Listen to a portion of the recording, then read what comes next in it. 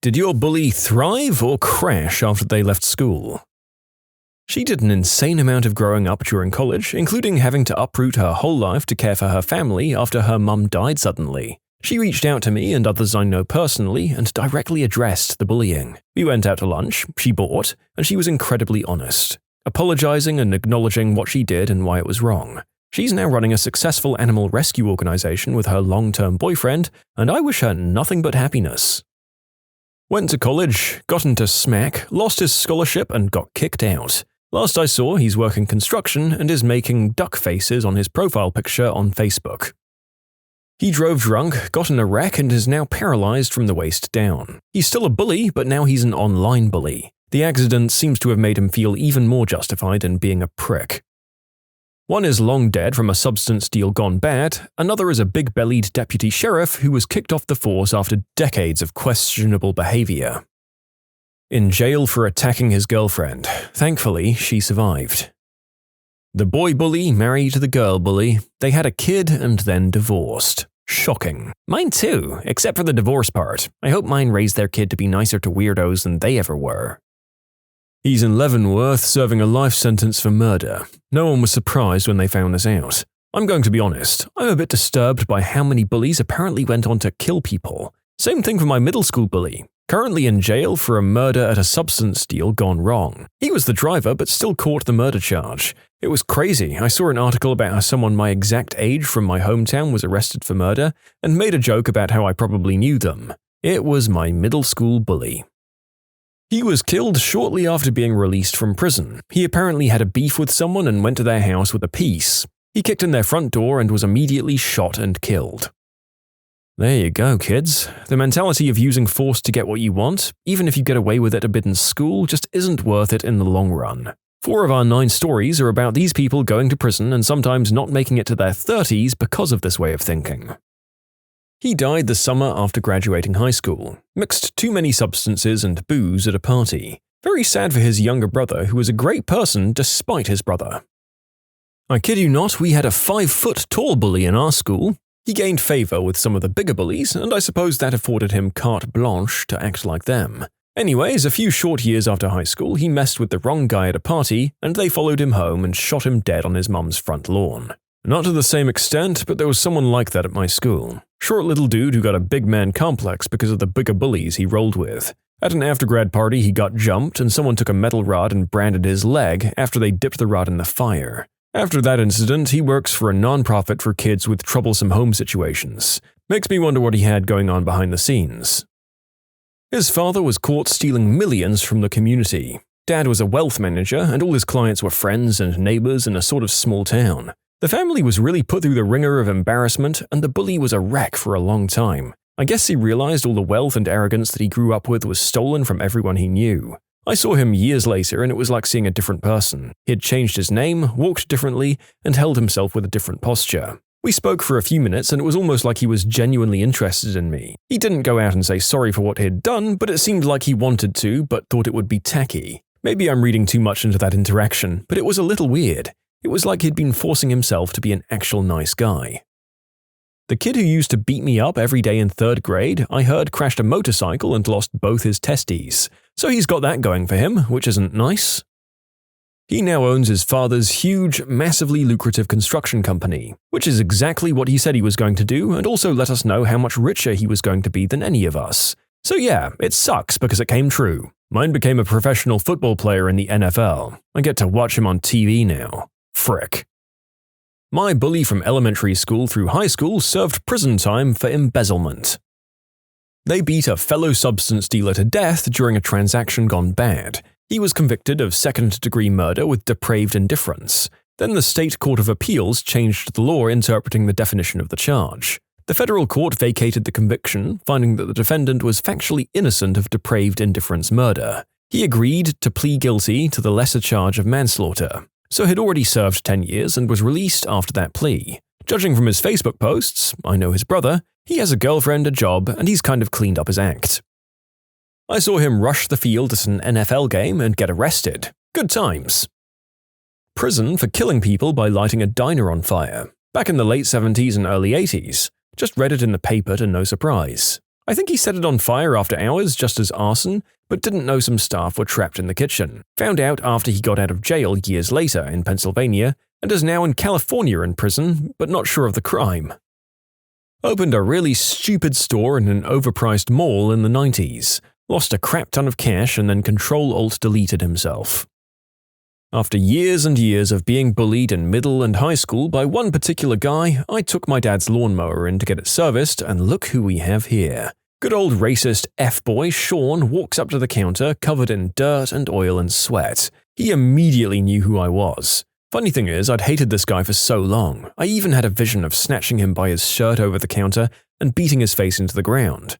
I was a skinny skater punk now. Nothing was said between us during that interaction other than the services I needed. When I went to go pick up the lawnmower a week later, he asked me to step outside. In my mind, I'm thinking, this is it. I'm going to pummel this guy. He lit up a cigarette and for about 15 minutes apologized for how he treated me in middle school and high school. He told me about how he was brought up and how he was never as tough as he made out. After high school, he went to the military and was forced to work with other races. He even explained that his hatred towards people that weren't white faded away because of the Marines. He said he'd been screwed over more by his own race now than others, and started to think about his ideology. He's a humble guy now, with regrets, but he's man enough to admit his faults. We shook hands and even hugged. I haven't seen him in about 10 years, but if I do see him again, I'll still shake his hand. For whatever fricking reason, he asked me out a few years after graduation. That guy bullied me. I had this happen to a friend. She ran into our mutual bully at a party in college. He was hitting on her and she was ignoring him. She finally told him to F off using his name. Apparently, he was shocked to realize she knew him. She apparently asked him why he thought she'd ever be interested in hooking up with someone who bullied her so much back in grade school. Apparently, his response was something like, "Wow, I was such a jerk back then." They murdered someone and are now in prison. She became an influencer and has tons of followers because people think she's really funny because of how stupid she is. She kinda has a Paris Hilton persona going on, very rich spoiled girl pretending to be stupid and knowing nothing about the world. It's not surprising to me at all that high school bullies can be good as influencers. They live for their crowd's validation, and now with the internet they can have much more than their local crowds. Mine is now some sort of spiritual guru. So judging by how many of these bullies just continue to not learn anything and keep to their exploitative ways, there's a fairly good chance that this is a grift rather than genuine spiritual reform, right? I mean, they could have had a revelation, but I'd be uneasy seeing a former bully in a position of power like this. My middle school bully from my class got hit by a car and didn't go to school for a whole year, then he skipped school for the next year, literally the entire year. Then he finally got expelled and I never saw him or heard anything about him from then on. He's on Facebook constantly crying about how unfair life has been to him. He also said he won't go to our 10-year high school reunion because he was bullied by the buttholes that are now organizing the reunion. When I commented and reminded him of how he bullied me, he just said, "At least I didn't make you as sad as they made me." Completely delusional. I kinda feel bad for him. The autistic kid beat him in Spanish class within an inch of his life. Flipped over the desk, picked the guy's body up and slammed him kidneys first onto one of the legs. Johnny was just your normal, happy-go-lucky video game fan. We went to see the original Mortal Kombat movie in theaters when it came out. It was my second movie-going experience ever. I was just a newly transplanted immigrant and Johnny was the only kid who didn't pick on me. He was cool. Johnny was heavy-set with glasses. Juan was in a gang. Real cholo-looking dude. He and his friends were terrors on the school. In retrospect, I'm sure Juan had a terrible upbringing because he took it out on everyone around him. For months, he kept picking on Johnny. Months. Juan was a scary guy and I'd gotten into my share of scraps, but I wanted no part of it with him. This behavior went unchecked. Juan broke John's glasses and it was just persistent. I don't remember all of it other than Johnny just becoming more and more reclusive with time, and he was always bruised in some way, shape, or form. One day in Spanish class, Juan said something to Johnny about his mum. This was before the bell rang for class to start. That was the final straw. I remember John letting out this guttural, primal scream and lunging from his desk towards Juan. Johnny began hammer-fisting Juan all over the head, his shoulders, and arms. Like fricking Goro would in Mortal Kombat. Just unleashing everything he had on this jerk gang kid. There came a point where Juan looked out of it, like a limp noodle, and that was when John, still possessed by his unrelenting rage, flipped the desk over and underhand flipped and body-slammed Juan onto one of the legs of the desk. Juan let out this horrible cry of agony, and that was that. The teacher walks in, they call the campus police, and the rest is a blur. I don't remember what happened to John after this, as I never saw him again, but I do remember hearing from an acquaintance back several years that Juan was in jail for aggravated robbery. I guess he didn't learn his lesson. Thank you, Johnny, for being a friend and for not judging me while I learned the language here and adjusted to my new life. I hope all is well with you. You can submit your own stories to be featured here on the channel. The story submission link is in the description below. And if you want to listen to some vibey music in the background, check out easymode, also linked below, and subscribe. Full ride scholarship through football to a D1 college, scouted by an NFL team in high school, just had to make it 4 years in college. Then he attempted the unspeakable act on a girl at the college, went on the run, had several warrants, got into an argument back in his hometown that led to a firearm discharge, and now he's in prison. So my bully was a guy, I'm a chick, and he was relentless. From kindergarten through middle school, peaked in middle school, he'd stick his leg out and trip me when I'd walk by, then laugh. Crap like that. He annoyed everyone. Imposed on your personal space, would tell lots about me to others so they wouldn't like me. It really bothered me deeply because I couldn't understand what I had done to have someone so adamant about humiliating and hurting me. Publicly, too. Well, after middle school, he disappeared to some other school, and I slowly repressed it all and forgot about him in my active thoughts. Then I got my first apartment with a friend and a real job and was going to college. I was sitting on my new couch in my new place watching To Catch a Predator, like everyone did back then. Next up on To Catch a Predator. And I hear his name. I hear the scumbag's name, and there he is, walking in to meet someone very inappropriate who he has very incriminating text conversations with. I couldn't believe it. I stood up and screamed aloud. I felt so vindicated for the feelings of hatred and inability to forgive him as a younger girl. Justice served. He's selling mobility scooters and supporting his stepchildren. He was bullied at home and I was an easy target. Back then I fantasized about revenge, and now I appreciate that he was crying out for help. I'm never going to be friends with him, but I'd shake his hand and wish him well any day. Mine became the CEO of the company he started in after college. He's the chairman of the local football team and runs the beach cleanup crew every month. Always has a smile and has clearly just kept on growing up. Local politician.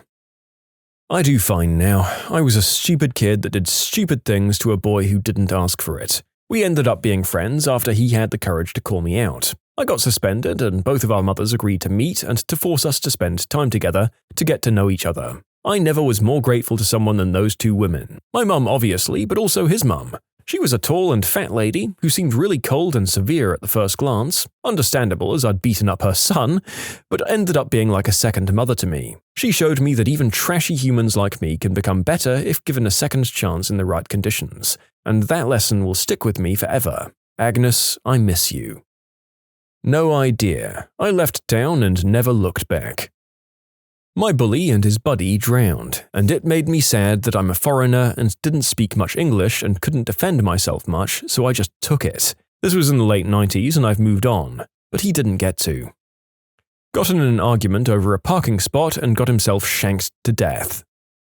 Many years after graduation, I found out that he became a local cop in the town we grew up in. It was the least surprising thing to everybody. He became a Disney Channel star, started a YouTube channel with creators, exploded, and now he's in boxing.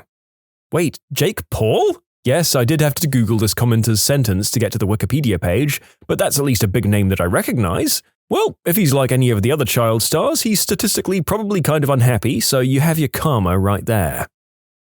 My bully died from his substance addiction. Don't be a bully, get help in your area. If you go somewhere and they don't seem helpful, find another organization or walk into an emergency department and ask for help. There are good people out there working towards pro-social means. Don't give up.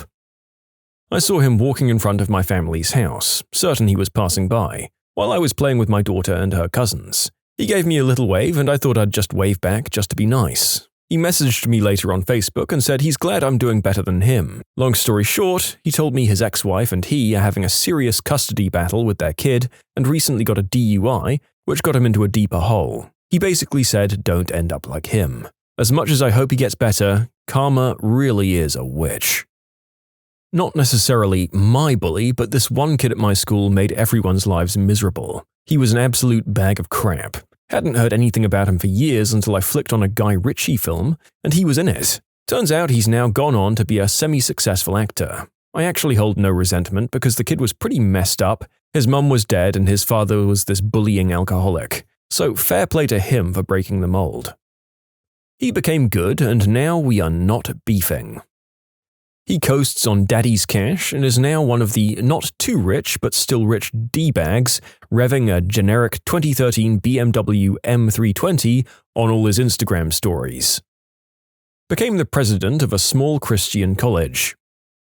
The worst one I've ever met in my life never exactly had his own comeuppance. His father was wealthy from being the assistant harbour master in one of the largest fishing communities in the country, so he never exactly had to work. From what I've heard, he lives off his family's wealth while being a hobbyist photographer. His parents did get divorced and his substance-addicted mother passed away. Another little monster who was a year older than me died at 21, when he fell off a 200-foot cliff while hunting with his girlfriend's family. This other kid who tormented me non-stop at Boy Scout camp enlisted in the army. He was injured and is now partially paralyzed, living a secluded lifestyle under his family's watch. The Boy Scout bully's close friend, who was very antagonistic, was busted 4 years ago during an FBI dark web sting operation for trafficking substances. He's awaiting sentencing. He ended up being my direct manager at a serving job, and to be honest, he was one of the best managers I've ever had. Well, I saw this question, so I just looked him up. He makes YouTube videos for work in the vein of Andrew Tate. He has 212 subscribers and lives in his mum's house. I recognized it from the videos. You know what? I don't care enough about them to keep tabs. I've grown into a healthier person than I used to be, and I like the distance between us. One of them died trying to bully a big tree while driving 50 miles per hour. The tree wasn't impressed and decided to bully him right on back by not moving out of the way just before the bully attempt. I'd like to hug the tree, but I don't know exactly where it happened. My elementary school bully, in South Korea for context, continued being the bully till high school. Somehow he ambushed and beat the untouchable student while this guy was alone. It turned out that the untouchable student was a Korean mafia son. A bunch of black cars parked up at his apartment. Burly guys armed with metal pipes and bats would constantly waltz around the neighborhood and make the bully's family life hell. The apartment neighbors got fed up being terrified of the mafia at their neighborhood, and the cops just flat out refused to show up until the mafia dispersed. So things got to the point where the neighbors pressured the bully's family to move out at once. Never heard of what happened after they moved, not entirely sure why the bully did that, maybe due to his pride, maybe a proof he is the jang, the old Korean term for a student who's the toughest and strongest brawler, who'd constantly challenge or be challenged by other classes and other schools.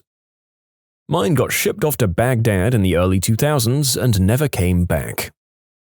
Mine always bullied everyone who wasn't a football player, jock, or cowboy. He honed in on me because I was a nerd and more feminine. Turns out he had major regrets about everything, and at his last class reunion, he was 2 years ahead of me, he tried apologizing to people, and a lot of people wouldn't forgive him for what he'd done. A lot of it was borderline charges that should have been filed against him. I'm pretty sure he put a couple of kids in therapy. Well, after a lot of people wouldn't take his apology, I guess he went into a fairly major depression and ended up Control-Alt-Deleting himself and left a letter stating that he hated who he was and how he treated people, and the pain he inflicted on everyone, and that he couldn't live with himself anymore. The really sad thing is I did run into him not too long before this and he did apologize to me, which I'm surprised that he recognized me because I'm a female presenting person now. I'd accepted and told him I didn't hold anything against him. He really seemed sincere and like he'd changed. But I understand how some couldn't forgive the trespasses he made upon them. Sad all the way round. This is why everyone just needs to be nice to everyone, even if you don't like them or like what they do or whatever. These stories always end in unnecessary sadness or the end of a life.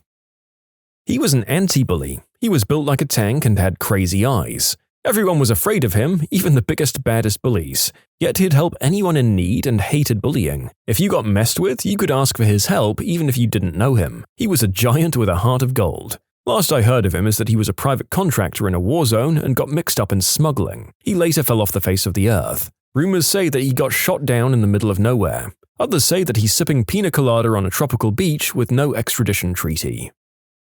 He wasn't exactly my bully, but we had a few fistfights. He bullied pretty much everyone else who was afraid of him. He started to take substances at the age of 13 or 14. At 18, he had the face of a 60-year-old with cancer. He was in prison, rehab, prison rehab and went to prison again because somehow he had a sword and destroyed a kid's bike. His parents locked him outside when they weren't at home because he stole and sold everything to have money for substances. One day, when we were about 17 or 18, suddenly everyone stopped talking about him. We lived in the same neighborhood, and the street that he lived on was quiet. People started to go outside without fear, so he's probably dead or very far away now. Teachers and professors, what was the most insane paper that you ever had to grade? This was my history class. We just spent 2 weeks on World War II, and the kids were supposed to write a summary essay on the major events. This one kid genuinely believed that World War II lasted 2 days. The Germans bombed Pearl Harbor, and the next day America nuked Tokyo. Well, duh. Why else would it be called World War II? Because it lasted 2 days. Wait, so World War III will take up my entire weekend and then some? The Secretary of War? Mr. President, the Germans just bombed Pearl Harbor. President Donald F. Eisenreagan? Nuke Tokyo. But sir, it was Germany. Exactly. They'll never expect it.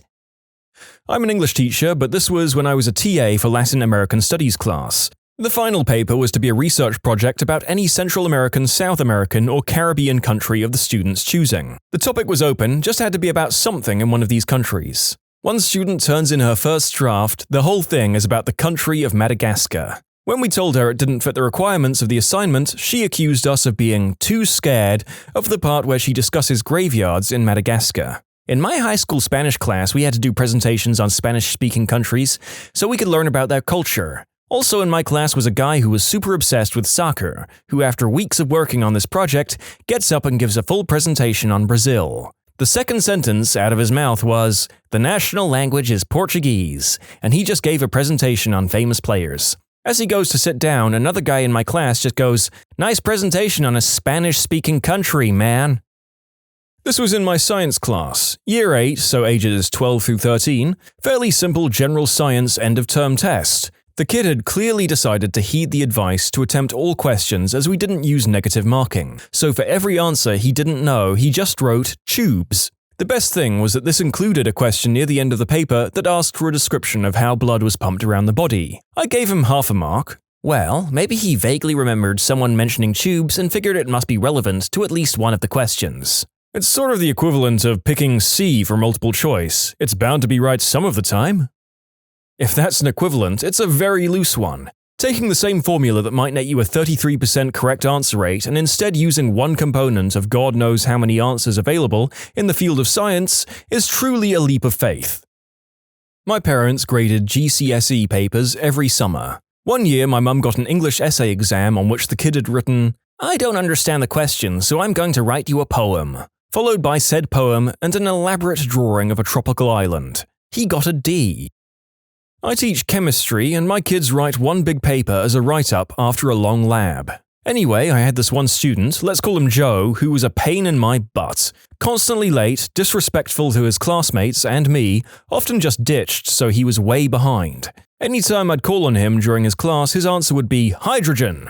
We could be talking about molecular structure, I'd call on Joe to tell me how a transition metal like iron was structurally different from a halogen, and still that's what he'd shout. Fast forward to the end of the year and the long lab write-up. All the kids, including Joe, have done the lab. I give rubrics, clear guidelines on what to expect them to discuss, and a deadline. Deadline comes, and they're all submitted through Google Classroom. I start reading. I'd made it through about 10 of them, and they're okay. The kids give it a decent shot. Then I get to Joe's essay. He'd literally typed the sentence, "The answer is always hydrogen," hundreds of times. Enough to reach the page-length requirement, and he had done it with the correct headers for each section too. I was impressed with the amount of effort that had been put into screwing his grade away. Most of the kids in that class were sophomores in high school. If I remember correctly, he earned the 5 points for correct formatting, and that was it. So he scored 5 out of 100. Definitely didn't pass that paper.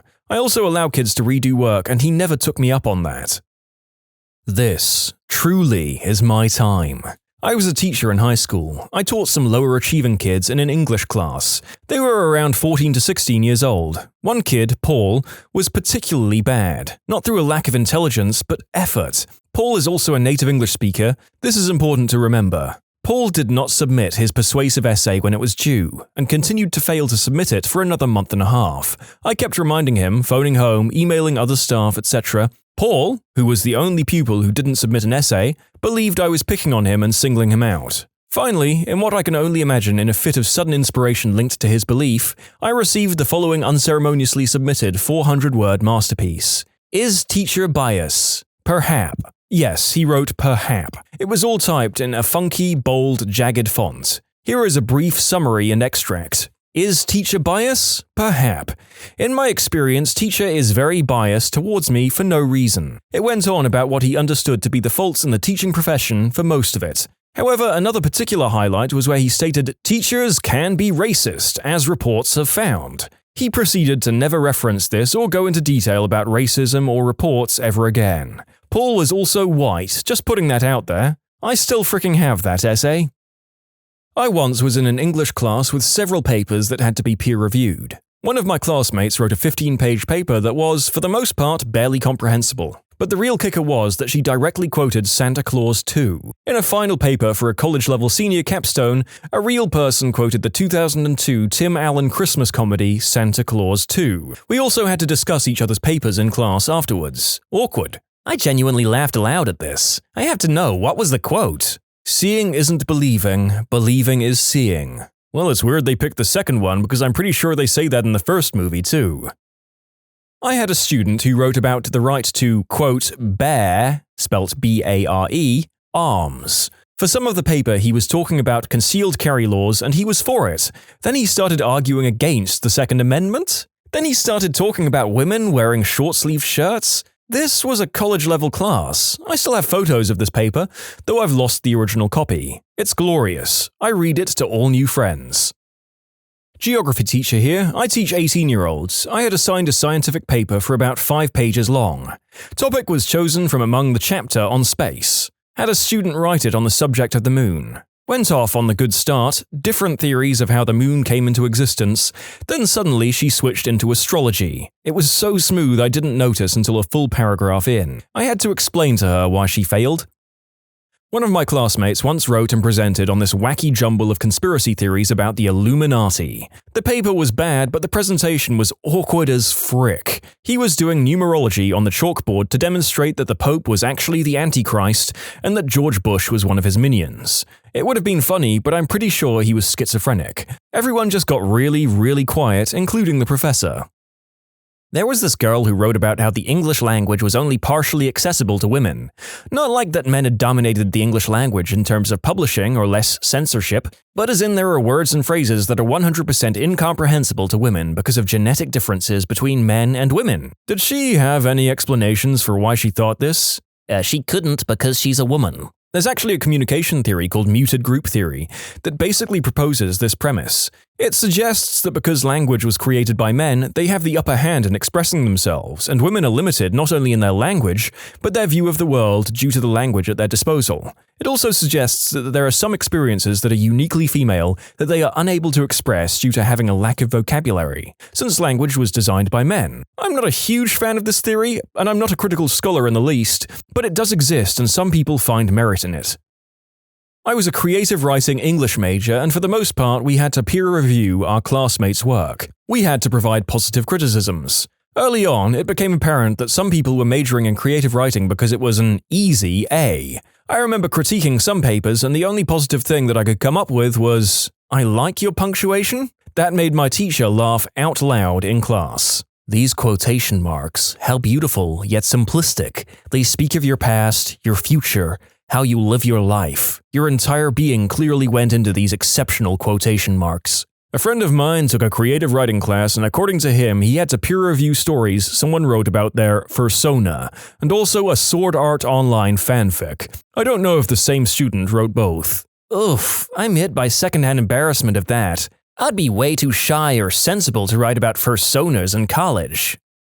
It's good to see that my classmates remember me this far along in life. The narrator is joking, by the way. I'd also like to inform you for the next story that I'm going to be saying the word congenital. I need you to mentally remove the con part of the word so that you can both understand the next part and get this past the YouTube censors.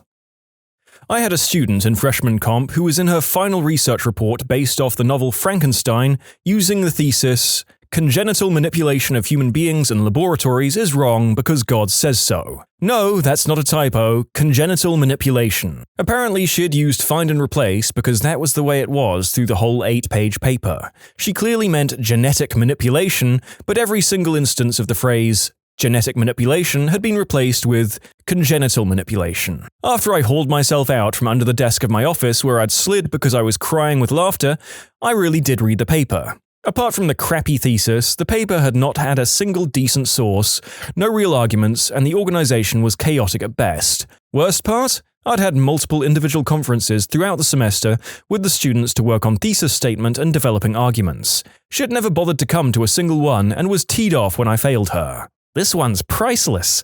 I keep a whole file of such beauties from my student papers. And yes, I'm an English professor. Here's a couple. So You Want to Be President is a copulation of little thought about facts concerning the 41 American presidents. Wuthering Heights is a novel written in the Victorian era, but that excretes many of the symptoms of a romantic piece of literature. Children are at such a venerable young age.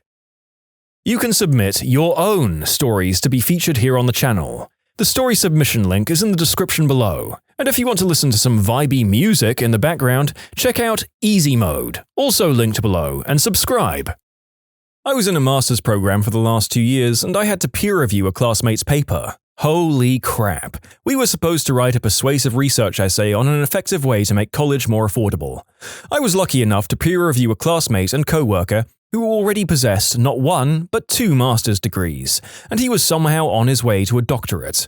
I'm honestly still perplexed, trying to figure out how he got those other 2 degrees. Anyways, the paper was littered with grammatical errors. My favorite of those was when he started making up words and talked about the problem of student indebtedness. He probably meant indebtedness, but he used it incorrectly multiple times, so make what you will of that. He also referred to the student debt problem as an extra layer on students' frustration cake. Yep, this person was a veteran, and at one point in the paper he talked about the terror events of 9/11/11. I understand that's a single number typo, but also if you're going to state that as your reason for joining the military, at least proofread it like you care about what happened that day. The good part, however, was his actual argument. For some reason, he was arguing that college should be more affordable, but only for veterans. You know, like what the GI Bill does. He said that we could make this happen by simply cutting the salaries of professors and giving that money back to the students. We're going to save colleges and universities in America by failing to pay our professors, everyone. Just the way he wrote indebtedness tells me how he's already had 2 masters. I worked with a nurse once who was horribly lazy and an all-around bad nurse and a miserable person. We looked her up online to see how she possibly managed to get through nursing school. We found her resume where she repeatedly referred to herself as a register nurse. Then we asked another nurse we knew how she made it through school. They went to the same university. That nurse told us they tried to kick her out over and over, but she'd threatened to sue them, like she did everybody at work. So yeah, a college education doesn't necessarily mean anything. Math teacher in our school graded an IB/SL math examination, and out of 90 marks on the test, she was able to award 1 mark. It wasn't for lack of trying either. Whoever wrote the exam tried a solid amount of the exam, except they literally didn't get anything but 1 question right. Current English professor. I can't think of a single worst, but here are some crazy ones in my Hall of Fame. Number 1. When I taught 8th grade, I had to insist that a photo of a koala bear off Google Images would not serve as a proper paper title. 2. Just a sad one. One student really slacked off on a paper with a fully MLA formatted first page, 2 sentences and an "I'm sorry, Mrs. Lancer." 3. The paper wasn't bad, but despite going over APA title pages at length in class, I had a student who turned in their APA paper with a teal and turquoise book-like MS Word cover template that was gaudy and had very little of the required info. 4. I can think of many where the writing was just poor or didn't have proper grammar, but one goof from a recent semester sticks out in terms of errors in writing. The student did a good poetic analysis of the poem Because I Could Not Stop for Death, cited it correctly as by Emily Dickinson, yet all throughout the paper referred to the poet as Elizabeth Dickerson. Also, in one that doesn't at all count amongst my worst, but maybe one of my most memorable, I assigned a paper with the goal of arguing successfully for both sides, then mediating it as an advancement of lessons in argumentation. Most students chose from a list of very serious and difficult to solve problems, but one student requested to do a paper on the Are Hot Dogs Sandwiches debate. It was an impeccable paper that did reach a nice mediation, but it was also incredibly memorable among papers on substance epidemics and immigration questions. I was a chemistry TA, and a lot of the students would include silly details like how much they liked a lab partner in their first report of the year. One student took this to the next level by writing out a log of his whole day before doing the experiment, what he had for breakfast, the bus he took to class, how he was 3 minutes early. Everything. This was at the university level. I once had a student turn in a paper that was a little shy of the length requirement at a first glance, then I started reading it. It was the same several-paragraph, original passage repeated over and over, sometimes with slight variations, for the whole length of the paper. Not a teacher, but I peer-reviewed the essay or short story of a classmate of mine in my junior year of high school. We were supposed to write about a historical event from the perspective of someone who was there. For example, I wrote about the perspective of a court stenographer in one of the McCarthy trials. This girl decided to write about the first Olympic Games, but seemed to have a basic lack of understanding of history. Her story, which again was about the first Olympic Games from the perspective of an athlete, involved texting, cars, and was absolutely laden with pop culture references. In addition to this, every I was lowercase, and the whole essay was center justified, because of course it was. I'm not sure if I'm remembering that part correctly, but I swear it was in Comic Sans or something like that. I didn't want to tell her that the entire story was terrible because I'm weak, so I just told her to check her capitals and punctuation and things like that. God, peer-reviewing someone's awful work is the worst. I don't know if it's necessary, but I always feel the need to tiptoe on direct issues like, oh, I don't think they actually had all that stuff back in 1896.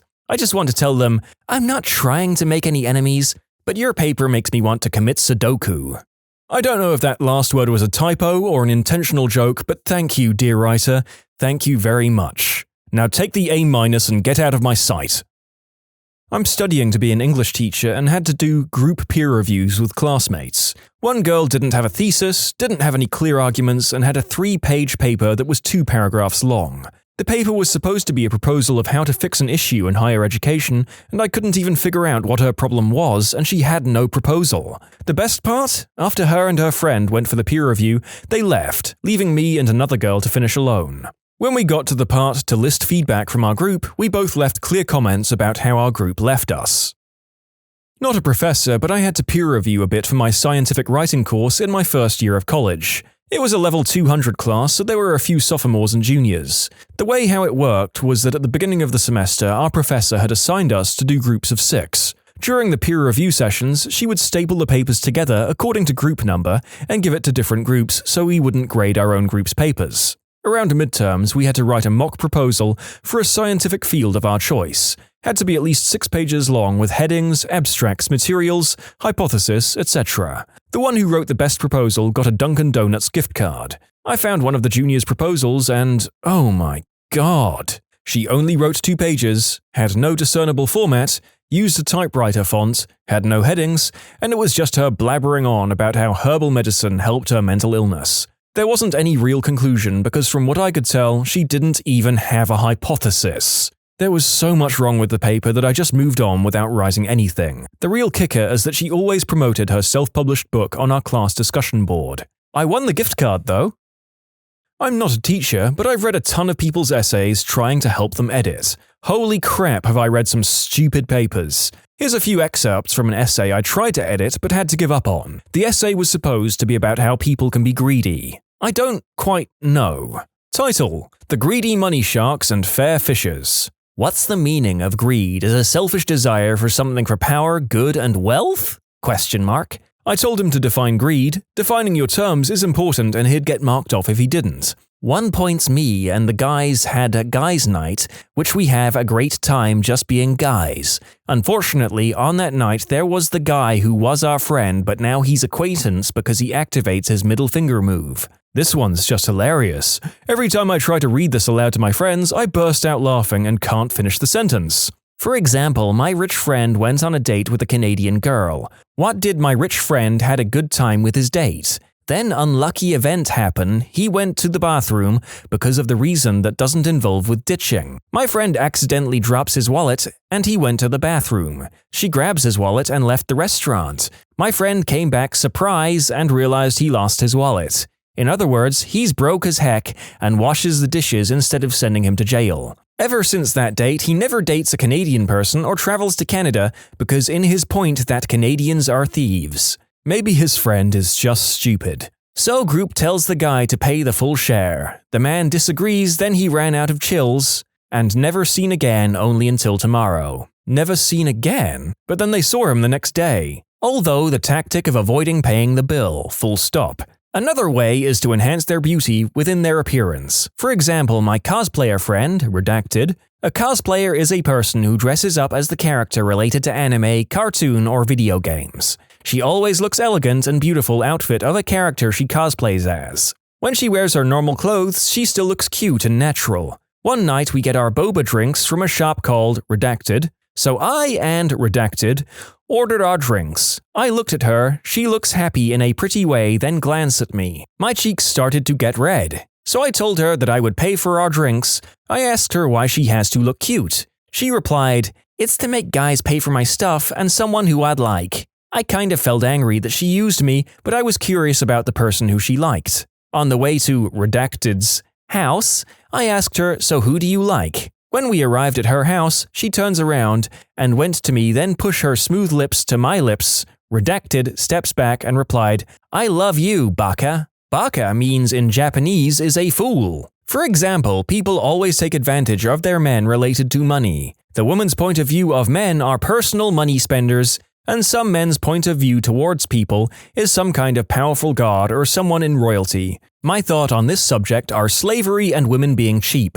That be another way to avoid paying is taking advantage of your date and act like you're a spoiled royal brat. A woman who would do that, which is my mother because she doesn't work but take care of my sister but her husband does all the work. The worst part of my mother that she begs for money from me because I'm her child. He doesn't have a job and all of his money comes from his parents. This was written by a freshman in college.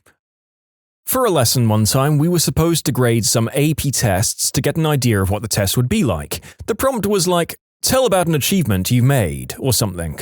I received a paper that went something like this. Growing up, I loved basketball. I would play it all the time. I really enjoyed the game, and I still play it now. I play basketball during the day. Sometimes I play basketball during the night too. Basketball is fun to play. Just on and on. About 100 different ways to say they play basketball. Anyways, I gave it a 2, 1 being the lowest and 5 being the highest, only due to the fact that it had no grammatical errors. Turns out the person received a frickin' 4. Taught at community college. Last paper for English 102 was an argument paper.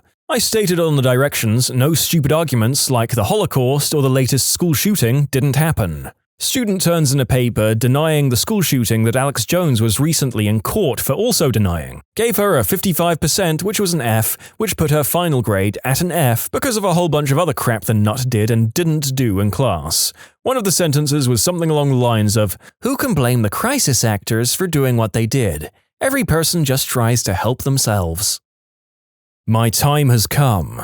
I teach 10th grade English. One girl wrote the world's worst paper. It was incoherent, 5 pages long, had no claim, and was mostly plot summary. It was unreadable. I hated every second of it. I didn't know how to grade it, so I handed it to my co-teacher and was like, "You deal with this mess." He gave her a 55, which was generous. "So this is a failing paper, right?" We handed it back. I thought it was over. A different student turned in a paper, like a week late. I started grading the paper, I reached the second page, and I had this horrible epiphany. It was the same horrible paper. I couldn't compare the two papers because I didn't have the original, but it was the same unreadable garbage. I stopped reading, gave the second version a 45, and moved on. Then, an entirely different student who is not friends with either of the original students turned in a paper. It was like 2 weeks late, but I agreed to grade it. I got halfway through the first sentence before I realized it was the same gosh darn horrible paper. I almost died. These were all handwritten, so each student rewrote by hand all 5 pages of garbage. I know they were all copied because they had the same weird spelling errors. I have no idea why any of them thought distributing and copying a paper that had already failed would work. So I had to reread the exact same piece of garbage paper 3 times and it was so unpleasant. What was your cringiest encounter with a nice guy? Met a nice guy over OKC a couple of years ago. I gave him my number after we chatted for a bit and talked about possibly meeting. When he suggested we meet at a local elementary school in the middle of the night, I noped the frick out and told him it was nice talking to him, but I didn't really want to meet anymore. He kept trying to convince me by saying he would buy me gifts. He really likes me and thinks we could hit it off. When I told him no, he blew up and called me the B word, a whore, the usual. He tells me that I now owe him $15 because he'd already bought me a present for our first date and that I needed to meet him right now to give him his money. Or I could meet with him and have a good time and forget about all of this. Blocked his number right away and didn't hear from him until the next day when he calls me from a different number. When I picked up, he acted pleasant and asked me what time we were going to meet today for our date. I told him to F off and blocked him again. Then I get a text a couple of hours later from another fricking phone number saying that if I don't meet him, he was going to take his own life. After a bit of unnecessarily dramatic conversation, I basically told him that I didn't care if he did that, he was psychotic and needed to leave me alone. I blocked him and forgot about it. Fast forward to about 6 months ago when I get a text from an unknown number. I knew exactly who it was when I read the text. I have $20 and a fun night planned for us. Want to meet sometime soon? Miss you. Blocked it, changed my number, never giving it out to a stranger again. There was a guy in high school who had a crush on me. He was never shy about it, and from day one he made me really uncomfortable. He had asked me out multiple times a day, always in front of my friends, who didn't help because they'd always egg me on to go out with him. I was the new kid in school and they'd all been friends with him since elementary. When I kept saying no, he assumed it was because I was seeing someone else, so he started telling people that I was sleeping with random guys at school. I wasn't. I had no interest in dating any of the boys I went to school with. Anytime I tried to tell him to stop doing that, he, and anyone else around for that matter, said he was just joking and needed to lighten up. It all came to a head at the homecoming dance my junior year. He was a senior, so it was his last homecoming. Apparently, the day before homecoming, he told one of my friends that he'd asked me out to the dance and I'd said yes. He had not asked me, I never had any intention of going to the dance. He kept going on to my friend about how special he wanted it to be, that he spent all of his money on tickets, gas, new shoes, and a corsage. My friend was so excited for him that she went over to his house the day of homecoming and helped him get everything ready. She also told all of our friends what was going on, so everyone was under the impression I was going to the dance with him. Let me also add, no one checked with me that I was going to the dance, so this was all going on without my knowledge. He told everyone that I was going to get dropped off by my parents, so he and all of my friends waited outside for me. They waited for 3 hours. Apparently, anytime my friends told him to come inside and that I wasn't coming, he'd start tearing up and say, "Just 5 more minutes." So of course I went to show up to school on Monday and everyone was furious at me. None of my friends wanted to talk to me. I sat alone at lunch for 3 days completely confused about what was going on before some girl I'd never talked to before asked me why I'd stood him up. So I went up to the guy when he was alone, asked what the frick he had done, and he just started laughing hysterically and said, "If you agree to go out with me, I'll tell everyone it was just a misunderstanding." Never talked to the guy again. It permanently damaged my friendships with several people because they thought I was a massive piece of crap to this guy who they thought was really sweet. Holy God, what a manipulative moron. There's just so much premeditated destruction of the girl's social life on display that he deserves whatever badness life throws his way. I had to get a ride from a friend my junior year of high school. For some reason, I didn't have my car, I don't remember all the details. He stopped about a mile from my house and pulled over into the side of the road. He had told me he had had a dream where we had made out and that I was a really good kisser in it, and he decided I could either walk home from there or kiss him.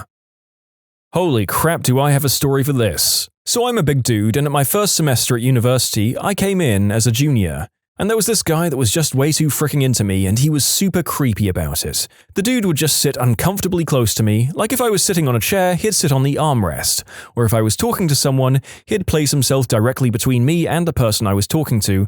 It was annoying. He would always bring up discussions to make sure everyone in the room knew he was bi, and ask everyone their orientation, and every dude would answer straight and he'd awkwardly flirt with me or some other dude. After months of this, we were playing ping pong and we were getting in a stupid argument where he was just flat out wrong. It had something to do with game engines and pixel art. It was stupid. He would hate to admit he was wrong, but he decided that this was a good point to show me he was able to accept defeat in an argument. He goes, "Fred, I have Asperger's. It's really hard for me to look someone in the eye. I can only do it if I'm really mad at the person or if I really want to screw them.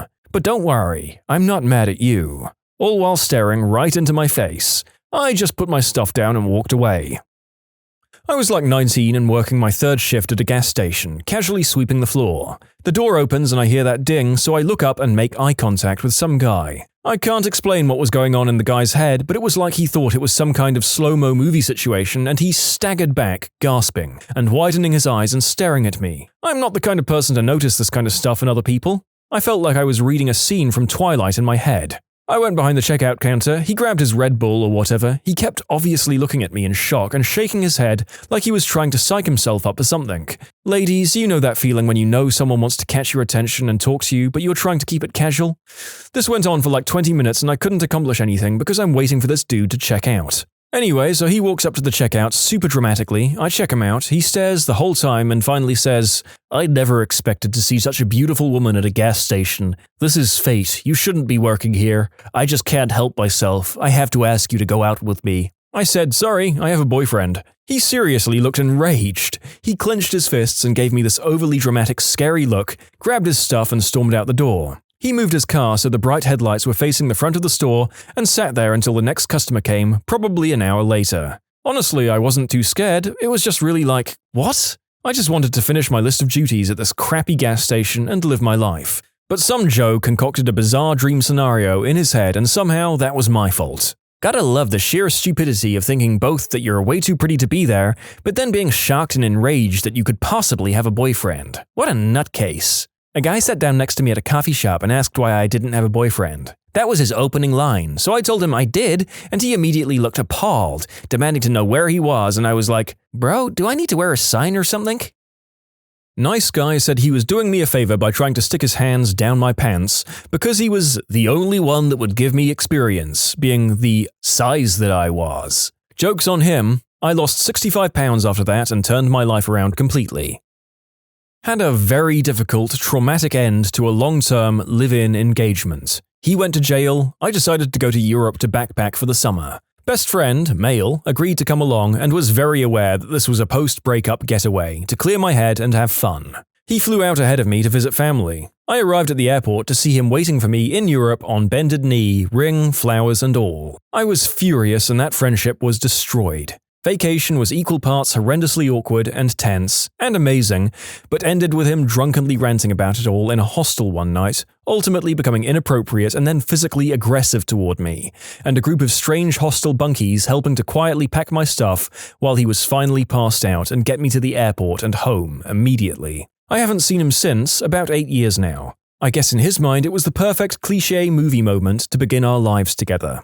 He had 10 years to speak up, but felt that the very first moment I step on European soil to begin my newfound freedom and let go of it all was the absolute best moment to inform me that he had lied essentially about our platonic friendship for a decade and wanted an immediate transition to being lifelong partners, right then and there. My stomach is churning even now thinking about it, and of course people gathered around and cheered. I believe that's what it was that infuriated me the most. It's humiliating to be put on the spot like that in front of so many strangers, expecting and hoping to witness a fairy tale moment. I had to loudly say something like, "Come on, stand up, you're joking right, brother friend. Quit playing around, let's go celebrate my 7-year-long relationship ending last week, and go party my freedom now. Ha ha ha ha." Of course, I'm the bad girl in that situation, and he's just cliché hopelessly in love best friend, good guy, finishing last as always. Someone even booed me. Met a guy at a gathering at a mutual friend's place and ended up getting stuck talking to him all night. Night ends and I don't give it another thought. Couple of weeks later, he calls my house. I didn't give him my last name or my phone number. Since he now has my number, he also knows my address and starts showing up at my house at weird times, sometimes with his equally creepy sister. Fast forward a few years and I haven't lived at home for at least a year. He shows up, Dad answers the door and just tells him I'm not in, not that I don't live there or anything. Later that same night, Dad lets the dog out for a pee before bed. Dog disappears into the backyard, chasing something he really wants to catch. Thinks it's a skunk or something until he hears the gate on the neighbor's fence open and close quickly. Dog has chased a person out of the backyard. My old bedroom window faced our backyard. We don't know for sure, but I think my dog chased that frickin' creep out of our yard. Screw you, Adam. I don't think we have a catch-all name for these so-called nice guys of the world in the same way that we have Chad for D-bags and bold players. But yeah, for the purpose of addressing all the nice guys in this collection, screw all of you, Adams. drinking too much on the first date in order to stay over at my apartment and sleep on my couch, and then try to worm into my bed at 3 a.m. You can submit your own stories to be featured here on the channel. The story submission link is in the description below, and if you want to listen to some vibey music in the background, check out easymode, also linked below, and subscribe. I knew this kid in 9th grade who seemed like a nice enough dude. Let's call him Frank. We became friends over our mutual love of video games, with him seeming to be a lot more invested in the friendship, but like I said, he seemed harmless. One day, I invite him over to the house to play games on my PlayStation. We have a good enough time, him continuously talking about how he's so happy to have a friend who likes video games and is a girl. Red flag, I know. I got to school the next day, and during class, my friends tell me that Frank went and bragged to anyone that would hear that I invited him over and that he heard I was super easy and bought a condom. Just in case. Being an angry and petty teenager, I walk up to him during lunch period in front of a bunch of guys and called him out for what he said. He began stuttering, but before he could finish, I told him he was a creep and to never talk to me again. Cut to a few months later, and I'm called into the vice principal's office. I get there and she asked me if I was friends with Frank, and I responded that we used to be. She asked what ended our friendship, and I explained the situation to her. She looks at me and says, "That's not what he told us, but I think I know who's telling the truth." Turns out that after I ended the friendship, Frank fixated on another girl only to discover that she had a boyfriend. Frank decided the best course of action was to get rid of the boyfriend by pulling a knife on the kid in the hallway and threatening him. Security, of course, gets him and discovers that he only had a butter knife. Still, he threatened someone, so he was called into the principal's office. Whereupon, he explained that the only reason he pulled the knife on this guy was because he was so heartbroken after I dumped him following our 6-month anniversary, and fell in love with this other girl because she treated him right. He got suspended, but since it was close to the end of the school year, he just never came back and transferred schools the following school year. Good riddance. I considered him a friend. Stayed at his apartment when visiting his town. He slept in the living room, I in the bedroom. When it got late, he started making jokes about how he had hidden the bedroom key and that I should get ready for him.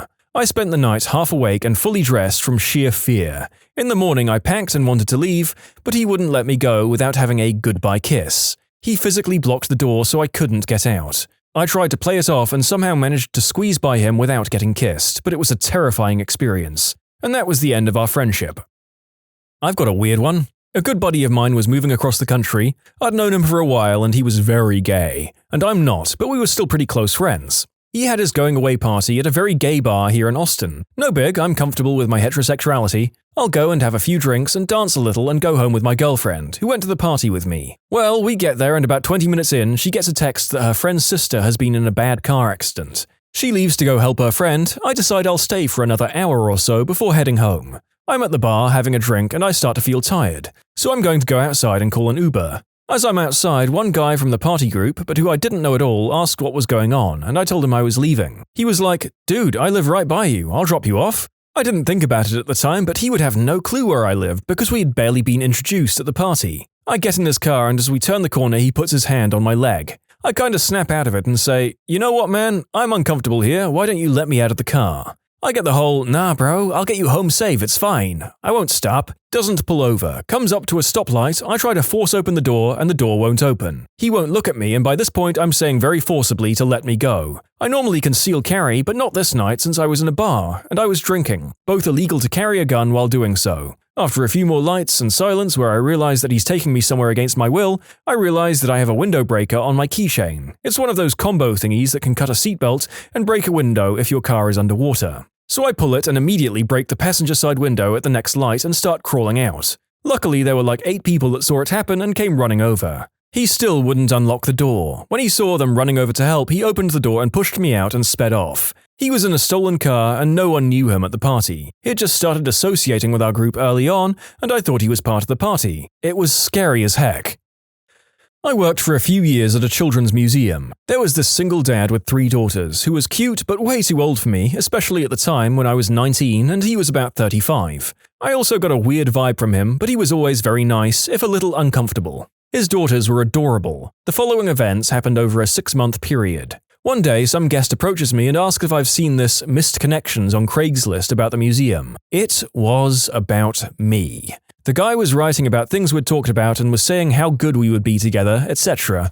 Thinking back, I honestly think that she must have been friends with the guy. because it was too weird that she approached me out of all the other workers and then asked me what I thought about the guy who wrote the ad. Later, he found me on Facebook and tried to add me. I didn't add him, and the next time he was in the museum, he followed me room to room and just glared at me from afar, not talking to me. Super uncomfortable. I thought it would be easier to just add him, so I did. Then he starts commenting really weird and creepy stuff on my photos, like a gif of Pikachu biting his lip or just fap. So I decided enough is enough and deleted him. Then he tries to win me back or something.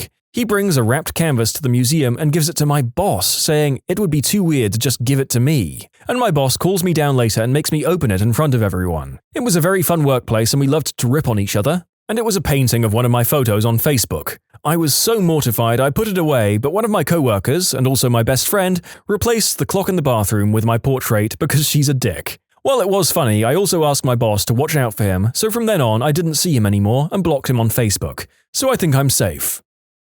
My nice guy said he'd take his own life unless I became his girlfriend. Nice guy from college, we're talking about trench coat and fedora, fingerless gloves, pathetically sleazy smile, the whole shebang, in a tropical country at that, who kept trying to talk to me even as I was clearly trying to do my homework. Now, I was okay with multitasking, I could really do homework and listen and respond to him, but he wouldn't have it. Hey, you know what? I really hate it when women, yes, not people, women, specifically, ignore me. I was dumbfounded but also really offended, so I shot back that I was listening to him even if I wasn't looking at him. No, but when I'm talking to someone, I want them to look at me. Friend overhears this and went off on him faster than I did. He left me alone after that. Not as terrible as the other answers here, but that was my first real taste of it. As usual with the darker and more negative subjects that we post here sometimes, I find myself grasping for literally anything to be positive about. So well done to your friend for giving Creepo McFedora a piece of their mind. Stick by those friends. A co-worker gave me a ride to the train station because I'd missed my bus when I was a trainee. It's a 10 to 15 minute ride and I thought it was nice of him, but I didn't think much of it. I thought he was just helping out. When we were still in the car, he then mentioned wanting to invite me for a drink one day, then offered to drive me all the way back home. He was living near the train station we were heading to, and it would have made a 45-minute drive to get to my place. I declined because I felt uncomfortable, and because without traffic the train was actually more convenient for me. He mistaked my refusal for politeness or just outright ignored it and insisted, saying it wasn't bothering him to drive all the way here. At this point, I didn't care about him. I was just starting to get scared. He insisted, and I had to argue and practically begged him to just drop me at the train station, finally mentioning that my dad was waiting for me anyway at the terminus, and pretended we could have a drink someday, and he let it go. But it all happened as we were driving onto the highway, so I felt trapped and it was really uncomfortable. Thankfully, it was my last week here, and I avoided him the last few days that I worked. He let me sleep over because I lived an hour away and we'd been drinking, and he pulls the old, "You're really lucky I'm a nice guy. Most guys would force themselves on you right now, but I don't because I'm nice. You're really lucky," despite us having been normal platonic friends for a few months before this, and me having established a few times that I wasn't interested in anything else with him. I was on a Discord server and spoke in a voice chat frequently. One time this dude came in and didn't speak, only in text chat. He kept putting himself down for attention, so I told him that he shouldn't worry, blah blah blah, just to be polite and to try to get him to stop. This went on for quite a bit, and I think he might have taken that politeness as something more. I'd already told most people on the server that I don't swing that way, and he got all down about it and literally complained to everyone on the server that he had a crush on her, but she hates me. Fast forward an hour or so, and he PMs me saying that it's actually me he likes. I told him that I didn't like him back and that I was gay, but he threatened to take his own life, so I told him to stop being so manipulative and to pull himself together. I was at a bar and coffee shop drinking tea when this guy, a friend of a friend, came and sat down next to me with 2 shots of whiskey. I told him no thank you, I'm not drinking, and he said, "Wow, you're really making me angry. I'm being fricking nice to you and you're being really fricking rude." I said no thank you again. He kept going off about how rude I was and what a nice guy he was. Finally, I told him that I'd take the shot and throw it in his eyes if he didn't walk away. He walked away finally. Prick.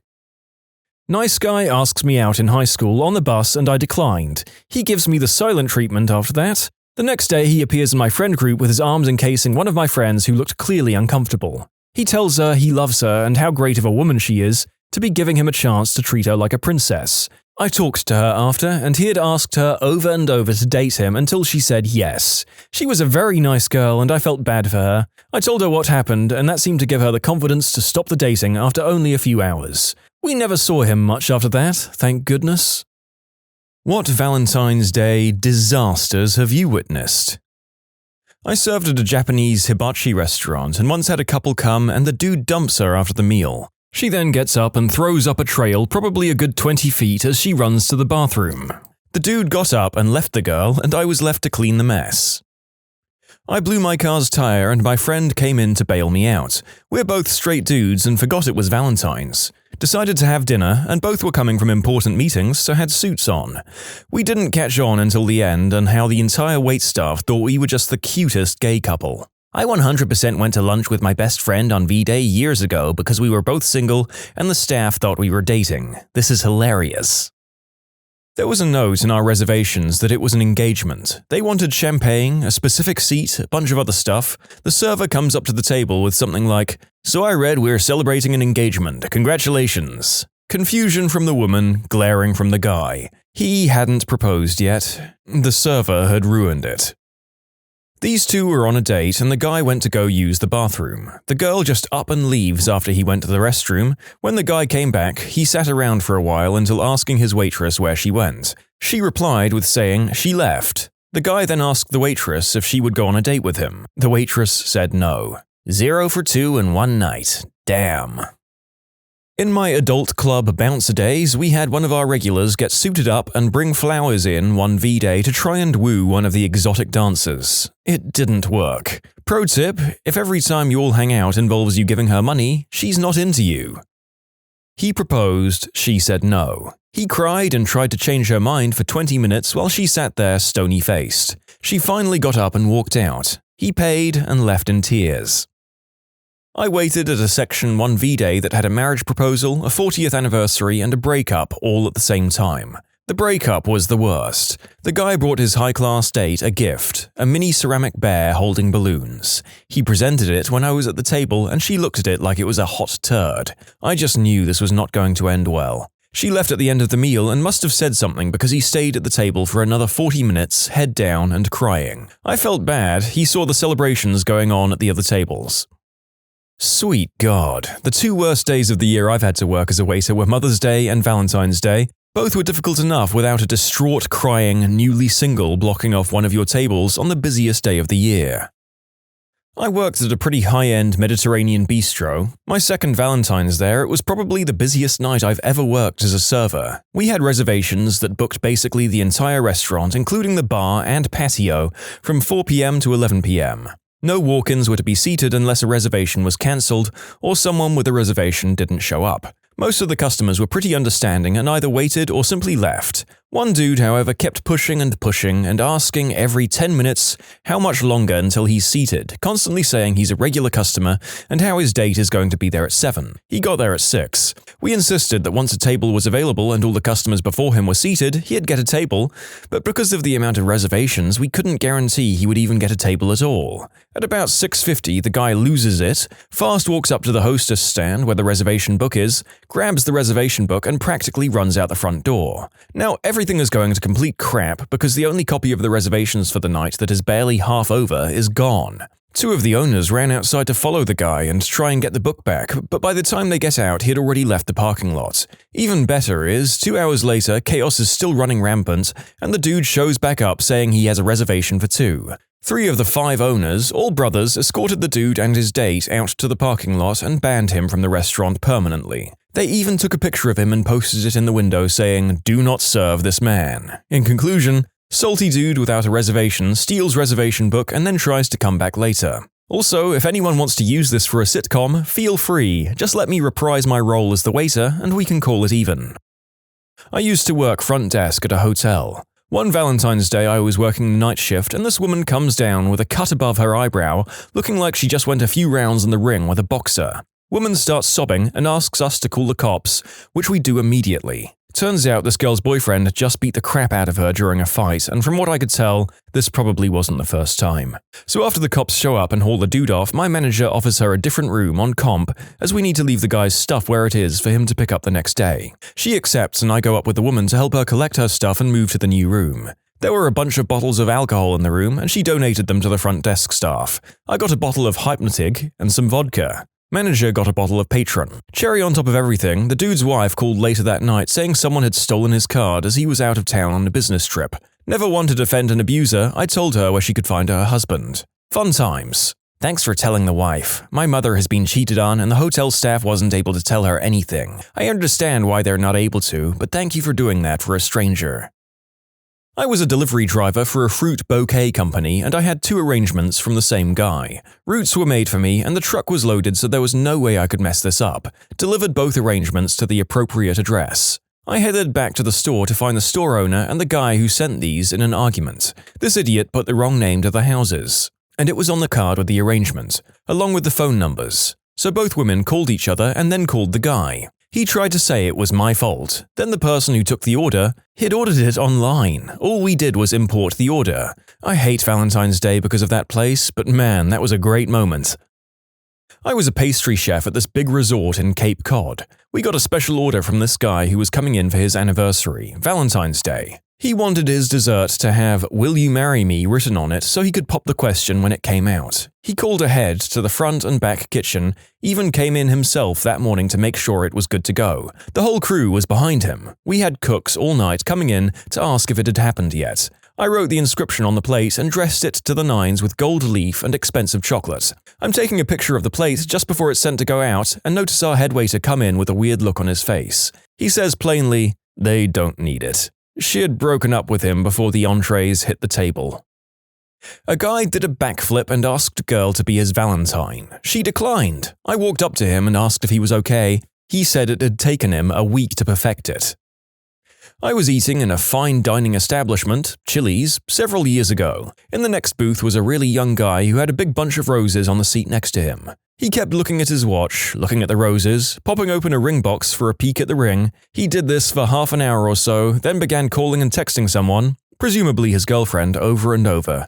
As we were waiting for our check, he hands my wife the roses, mumbled something, and walked out. Poor guy. To clarify, I don't actually consider Chili's a fine dining experience. My wife and I had done some shopping and stopped off for a burger and beer afterward. Walking back to my dorm room once, a guy was carrying roses. I think this was around Valentine's Day, I don't remember, and he handed one to me. Made my day because it had been a crappy long day, but I wonder what kind of day he had been having to be handing out roses to strangers.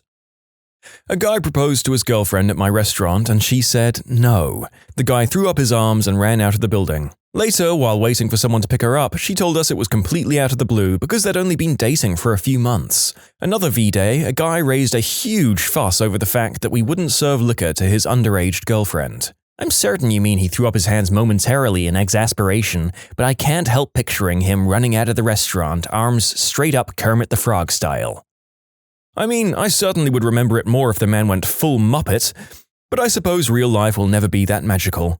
Let's break up the cringe with a genuinely heartwarming story that had no business being in this thread. Older woman, probably in her upper 90s, with her teenaged grandson at a semi-classy restaurant. She was dressed to the nines and the grandson was in a nice button-up and dress slacks. As they got seated at their table, the grandson placed a framed photo of what my friend assumed was the boy's grandfather and husband of the older woman. Found out it would have been their 70th wedding anniversary, but he had passed suddenly but peacefully a few months back. The grandfather had always wanted to take her to a nice restaurant but never had the time or money to do it. So the grandson saved up his pay from the last couple of months and even got some donations from other relatives and took her to the restaurant. They ate dinner remembering all the good times with this man. They had my friend to take a picture and she did. They tipped my friend very well. By happenstance, my friend ran into the young man some weeks later to find out the grandmother passed away a few days after that night, peacefully in her sleep, holding a photo of her beloved husband. He was so happy he could make that night special for her. Said it was the only day he saw her smile since his grandfather had passed away. He got the picture they took to the restaurant printed in wallet-sized and carried it around with him in his wallet. At my diner, an old man proposed to an old woman. He tried to get off the chair to kneel, tripped and fell, and I assume broke something since he couldn't get back up and we had to call him an ambulance. My manager had to drive her teeth to the hospital, separately because she had taken them out to eat her soup, Lord knows why, and left them on the table in the confusion. I don't know if she said yes, my manager didn't get to see them at the hospital, only pass on her teeth to the nurse. Busboy on a Las Vegas diner. An attempted proposal. Dude tries to set up sign with girlfriend's friends for her to show up and see the ring near a fountain. Duck stole the ring, they found it 2 hours later as he dropped it in the fountain. She still said yes though. You can submit your own stories to be featured here on the channel. The story submission link is in the description below. And if you want to listen to some vibey music in the background, check out easymode, also linked below, and subscribe. 16 years in hospitality gives you some good stories. The most awkward? My first job as a waitress, a guy wanted to propose to his girlfriend. He came in 2 months before to book and had everything figured out. He planned to pop the question during dessert. We had champagne, balloons, and sparklers prepped for the big moment. The time comes, he drops to one knee, gives a speech about his love for her. He asks, and she says no, puts the ring in her bag, finishes her dessert, and leaves. Quite possibly the most awkward thing I've had to witness, alongside around 200 other people. The manager gave him everything for free, he felt that bad for him. Cringed up inside every time I saw him after that. The most effed up? I was working as a duty manager and one of the tills kept dropping off the network. As I was trying to fix it, I could clearly hear the conversation of the table by the waiter's station. It started out sweet enough with her excitedly telling him she was pregnant. He went quiet and didn't say anything for a bit and then asked her what the plan was. She said she was keeping the baby. He said he didn't want kids and had told her this. She had got upset and said he thought he'd be happy and change his mind when he found out. By this point I fixed the till, but I'm unable to step away from this car crash. Turns out she had stopped taking the pill without telling him, thinking she could turn him around. He said he knew she could be a little bit nuts sometimes, but this was the next level. He told her it was over and she could send someone to collect her things as he wanted nothing more to do with her. He called me over to pay the bill and just left. The guy never even shouted, he just calmly went, "F this," and noped out of there. I couldn't even look her in the eye, just left to give her her own time. The funniest was managing a hotel room service where there was a Valentine's package that included getting each course of the special menu delivered to your room. More than a few couples thought it was a good idea to call for the next course and then start doing the deed. Having to help with deliveries as reception screwed up the bookings, I had the privilege of people answering the door in the buff, seeing adult fun toys strewn around, and one where the other members of the ménage à trois were carrying on in the background. After complaints of similar instances from my team, I had to take action. I ended up having to call the offending guests and tell them if they could not respect my team by answering the door in at least a closed dressing gown, they could come down and collect the rest of their meal from the restaurant. Bonus from the same night, had to call an ambulance for a woman with a dislocated shoulder. The guy admitted that they were trying to recreate a particular kind of scene in the shower using the conditioner as, the splooge. He slipped in the conditioner and fell on her. Back when I served food at one of those super touristy seafood restaurants, I worked a Valentine's Day double shift. For lunch, this younger couple came in celebrating their 1-year anniversary. I offer my congratulations and then proceed to do my usual spiel before taking orders. The girl is looking more and more dismayed the longer I talk. Finally, I get to the end and ask if there's any allergies. She looks at her boyfriend and says, "Yes, I'm allergic to fish and shellfish." Then looks over at me, very sad. I made sure every aspect of her meal was fine for her, but it was that look of, "We've been dating a year and he still takes me to a restaurant that could kill me," that really did it for me. Not a table I was serving, but back in my Olive Garden days, we had a man who looked to be in his mid-20s tap his empty wine glass with a fork to call for attention of the surrounding strangers, then get down on one knee with a silver band in hand and ask his girlfriend to accept his promise ring. She looked horrified start to finish. Did she accept the promise ring though? Oh, hell no. They went outside to talk and she came back in to settle the bill without him.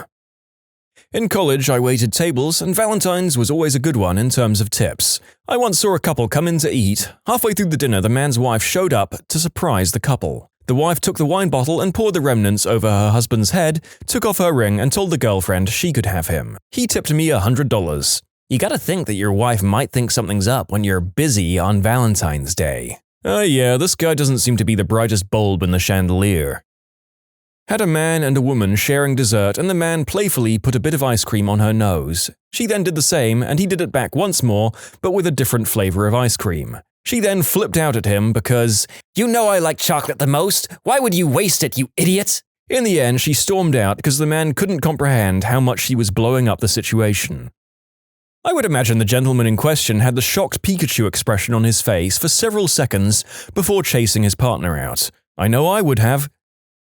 I was the manager of a wings and pizza place with a full bar. Definitely not the kind of place you'd take someone for a romantic Valentine's Day dinner, but it was still busy because some people aren't very tactful. We had a guy who'd called ahead and asked if we could put a ring in a dessert for him, and of course we obliged. He dropped the ring off a day ahead, and I put it in the safe in our office to keep it secure. Fast forward to Valentine's Day, the couple shows up and they're so obviously in love that she didn't seem to notice or care about the fact that he had brought her to a middle-of-the-road place with a sports bar atmosphere on the most romantic day of the year. They ordered champagne, well, the local winery's best sparkling white, entrees, and it was almost time for dessert. I'd used my chef skills to whip up a special chocolate strawberry tart that wasn't on the menu just for this occasion. Because why not try to make their night at least a little fancy? I went to the safe to get the ring and it wasn't there. I was freaking out big time. I asked everyone there if they knew what the frick had happened to it. My assistant manager on site had no idea, so I called my other assistant,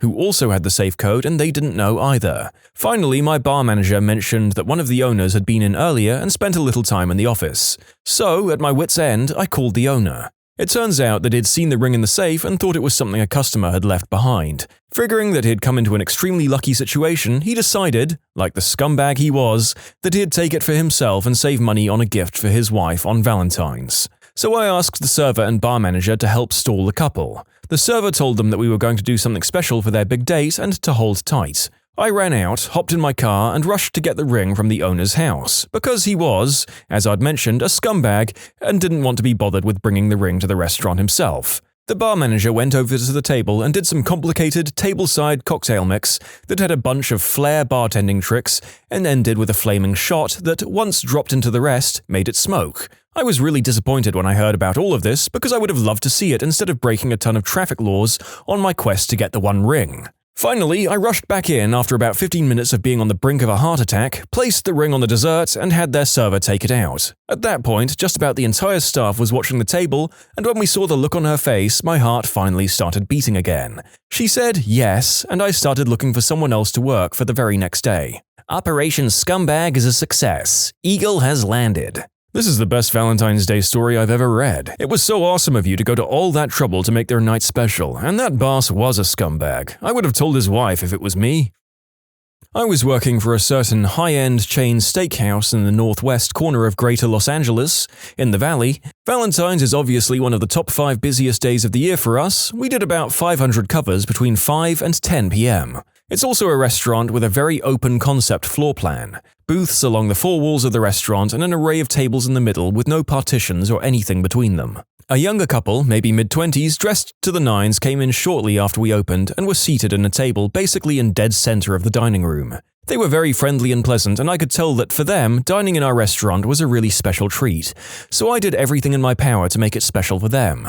When they were done, probably around 7, I brought their check, which was around $300. When I came back to pick it up, the guy had a super embarrassed look on his face, and he said he thinks he left his wallet in the car, and the woman, who was embarrassed for him, doesn't have anything with her because her dress had no pockets and she didn't bring a purse. So he goes out and 5 minutes later comes back in looking pale as a ghost. He has left his wallet at home and asks if he can call back later with payment info. My GM won't let this fly because there's no collateral of any sort he can leave, so the guy has to drive home to Burbank to get his wallet while the woman waits with her hair done and her red lipstick and her pretty dress in the middle of our dining room on Valentine's Day. Now, on the best day with no traffic, which never happens, it's at least 40 minutes each way from our restaurant to Burbank. She was there for almost 2 hours waiting for this guy. We were all so embarrassed for her that the staff kept discreetly slipping her drinks and little amuse-bouche bites from the kitchen. It was one of the most awkward things I've ever seen in a restaurant. When he finally got back, he was super apologetic to us and to her. He paid the check and tipped like 30% and they left. It was pretty obvious it was an honest mistake, but I still think about that couple from time to time, and I wonder how things worked out for them. I set my hair on fire and spilled a full Stella on a lady. I work in a casual fine dining steakhouse. Luckily for me, the lady I spilled the Stella on was super understanding, and her husband said across the table, "Well, now she has to take her pants off." So that could have gone worse for me. "Why did you set your hair on fire before spilling on the lady? Just to feel alive?" Candles are my enemy. I have belly button long hair. You might want to consider shaving it if you have so much belly button hair it's just a fire hazard. I was working as a waitress in a sushi restaurant, and on Valentine's Day, it was an all-hands-on-deck shift. This guy I'd just started seeing wanted to go out, but I told him I was working in food service. You never get Valentine's Day off, and we just had to celebrate the day after or the weekend after. Nope. He got so upset that he went and asked a different girl out, came to the restaurant I worked at on V-Day, and sat in my section. He then proceeded to spend the entire evening making a fool out of himself and making his date uncomfortable as he tried to make me jealous. Needless to say, we didn't ever go out again. Ever. What's the grossest example of personal hygiene that you've ever seen or smelled?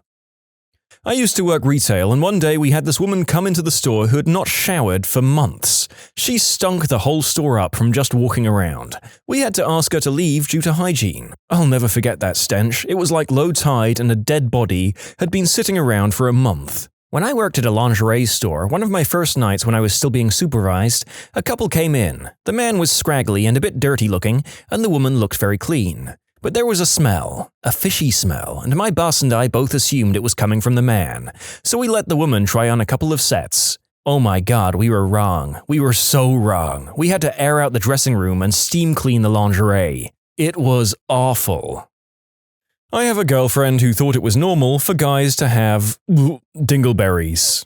Poor girl was going down on a guy with matted poop fur down there. Okay, this one out of all of them made me audibly gasp. What the frick? I had to Google dingleberries. Oh, what the frick? I'm sitting in my living room by myself yelling out loud at this one. I work in an ER in a low-income area.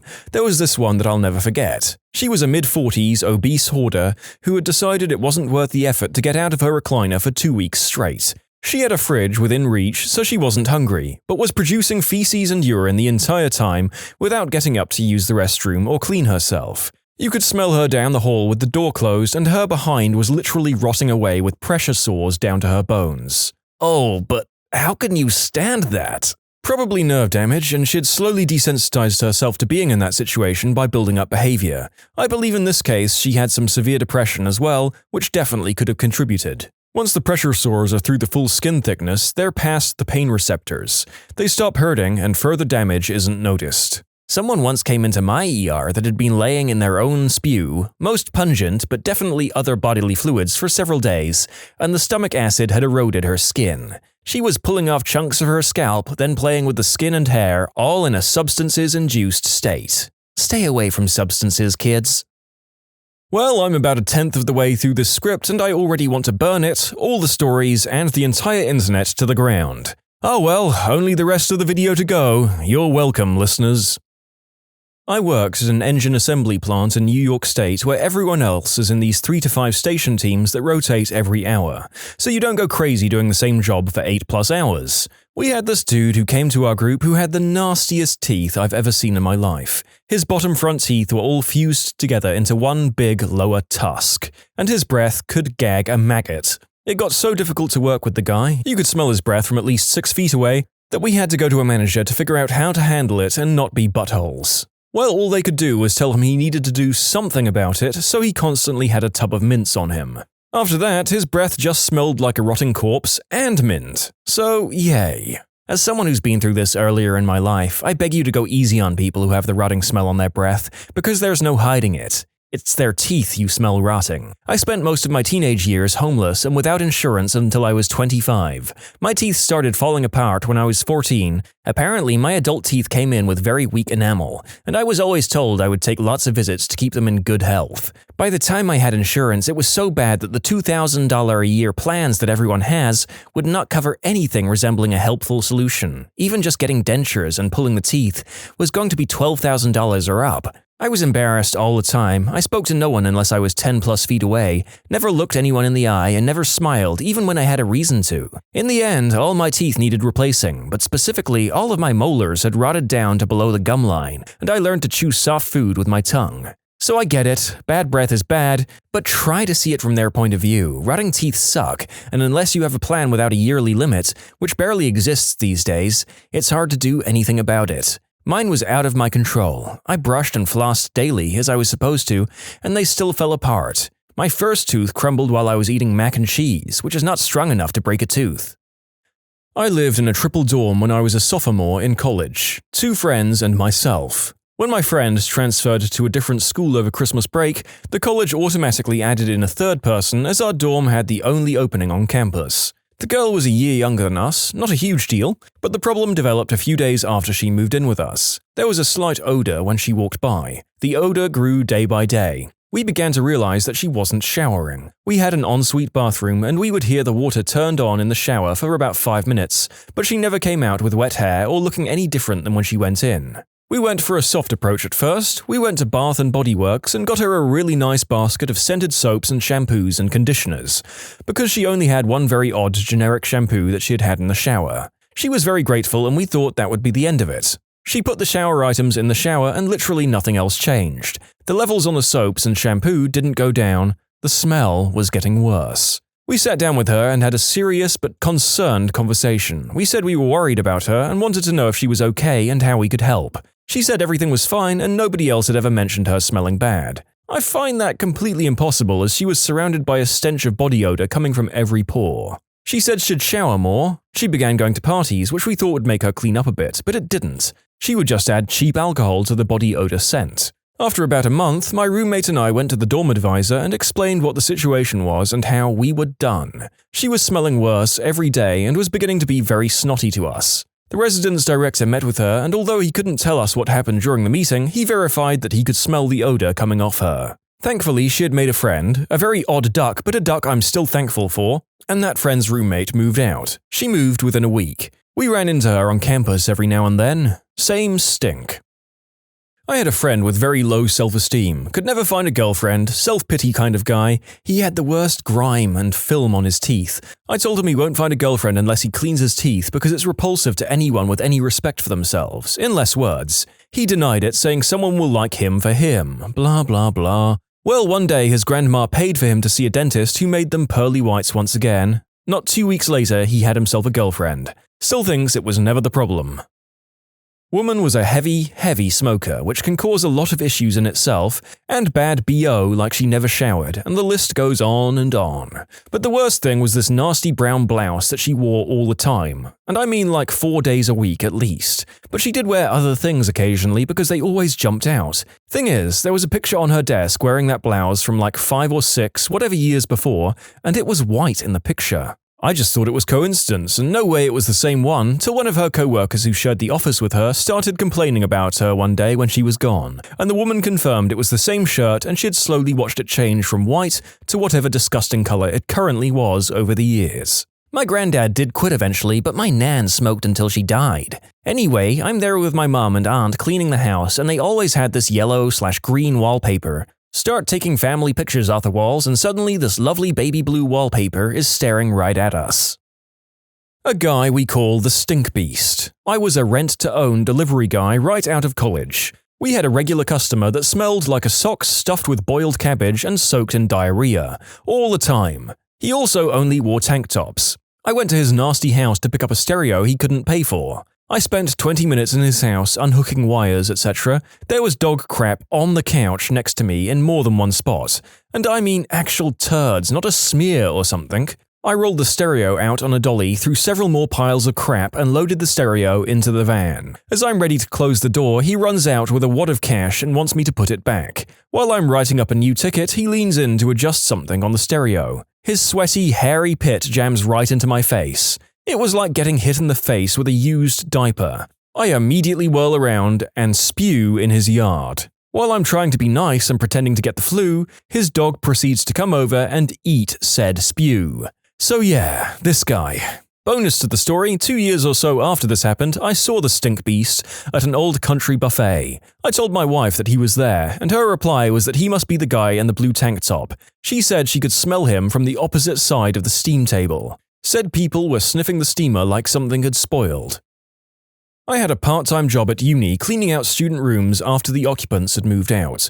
One room was left with no fewer than 28 bottles of urine that the occupant had decided to just leave in the room. The shared bathroom was next door. Yep, as someone who lived in student accommodation, I'm just surprised it took this long for the first example from that kind of dorm to show up. And an abundance of pee bottle stories follows.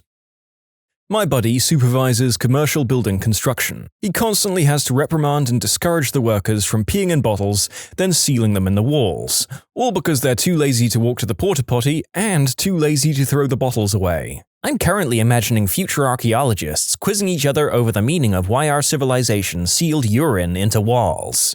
I peed in a lemonade container in middle school so I could get some weird middle school clout, but without a plan, I panicked and stuffed it in my locker. I was so paranoid about taking it out and getting caught that I just left it in there, and since it was a little buried under unused binders, I pretty much forgot about it until cleaning my locker for the end of the year. Middle school was too strange of a time for me. This guy and his family didn't like to shower, and they all had food stains all over their clothing, but the father smelled like he pooped himself, smelled like pee, and that wasn't even the worst part. The worst part was he had food stuck in his hair and maggots crawling in it. Literally, the guy smelled like death. He said I was being offensive because I stood 10 feet away from him. Guy had the nerve to call my manager over, who then immediately stuck his hand up and said he wasn't interested in hearing his story, that he needed to leave and not come back until he took a shower. After this is when he started taking care of himself. You can submit your own stories to be featured here on the channel. The story submission link is in the description below. And if you want to listen to some vibey music in the background, check out easymode, also linked below, and subscribe. I met a girl on a dating app and we got along well online, but she smelled like crap in person. I'm talking fully clothed and several feet away, there was still this stench of poop. I was really embarrassed for her, to be honest. She complained about guys ghosting her and not knowing why. I mean, it's not easy to tell someone they smell like butt. I don't know how you couldn't be aware of it either. Nose blindness is a thing. You stop smelling the things you're used to. I remember a story about how Febreze, which eliminated odors, was having trouble getting going. Some people from the company were interviewing regular people about their habits, and they came across an old cat lady whose house absolutely reeked. When they subtly and politely asked about cat smell, the lady replied that it was amazing that with so many cats around, they didn't smell at all, and that's why she didn't need to use Febreze. This is also why smokers think other people can't tell they're smokers. We can, and why some women who have a favorite perfume end up drenching themselves in it over time as they stop being able to smell the regular dose. I worked on a dairy farm growing up in Wisconsin. If you don't already know, dairy farms smell terrible. I would always smell the farm at first when I showed up to work, and after a while you no longer smell it.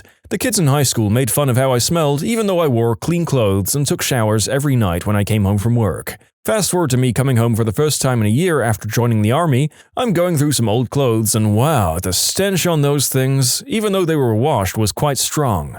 I threw them out. So yeah, nose blindness is definitely a thing. So I used to work at this really upscale vegan hot pot restaurant a few years ago. The owner-operator was very adamant on how it's okay not to wash your hands because in my country, washing hands meant you're cleaning off the hard work you've done. She was the only one who wouldn't, even after using the bathroom. We knew she wouldn't wash her hands. She'd use gloves, yes, since she handled food sometimes, but even then, still wash your fricking hands. Also, my ex told me he didn't think it was necessary to wash his pee-pee because my wang just washes itself when the shampoo runs down my body in the shower. People say that about their feet too. Wash your damn feet. You do not want nasty feet. Especially if you're diabetic. You get nasty feet, you get ulcers, you get an infection, now you have no feet to wash. I'm a nurse, so I've seen some crap, but the worst would be a woman with scabies and fleas. I don't know how she got them, but she was so ashamed of having them that she basically just barricaded herself at home for some weeks until her daughter got her admitted to the hospital. I'm not exaggerating when I say that everything on her jumped when you came close to her bed or she moved. She had them everywhere, and I mean everywhere. I spare you the description of her intimate area. Ugh, my aunt is a nurse and she had some stories. One that stuck out was a large obese woman who came in and they had to bathe her. My aunt said she lifted up her bosom only to be greeted by live maggots. Oh, I'm going away now. Goodbye. I dated a hippie. Now, he showered every day, but he never used soap or shampoo because of chemicals. We did the deed a couple of times, and yeah, he was a bit whiffy, but nothing too grotesque. I'm into perfumery, so also have a thing for the smells of humans. I was cool with it. One day, he wanted me to rim him. My mind immediately went to the fact that he never used soap, so his butthole was probably in, well, pretty crappy shape. I sensually suggested we take our adult fun times to the shower. I seductively got in the shower and made a big deal of soaping him up from top to bottom, finishing on his butthole. The water ran brown. It ran brown from years of built-up crap. I watched as the densely, poopy, soapy water went down the drain and realized I could do better in life. Or at least stop dating hippies. I work in medical, so I've seen a lot, but one of my good friends who is a high-level marketing person at a university and has a master's degree asked me how often I clean my house. I found out she showers once every 10 days, has numerous skin infections, wipes off kitchen counters maybe once a month once things get moldy, etc. But the worst part was when she told me she never changes or washes her sheets. She had them on her bed for 2 years and never took them off until she threw them away because she bought new ones. And I feel bad when I don't change my sheets after 1 week. After a night at the bar, I went home with this cute guy who outwardly seemed pretty normal and attractive. Got to his place and it was filled with garbage. Like a layer of garbage spread on the floor. I had a few drinks in me, so it was like, okay, he's cute, this is gross, but let's see how it goes. Takes me to his bedroom and there's literally disgusting old food and garbage in the bed and in the sheets. Like not just containers, expired, disgusting, open food directly on the bed, and lots of it. It was so revolting, I started thinking of excuses to leave. This guy was cute though, so I stuck around another 5 to 10 minutes thinking how we can work this out. We sat on the bed and literally under the sheets were filled with garbage too. He proceeds to take off his socks for whatever reason and his toenails are completely black, with long nails, and his feet are so dirty like they hadn't been washed ever. I gagged a little before bolting out of there saying I didn't feel well, which I didn't. Honestly, I was young and willing to put up with a lot, but that was a no-go.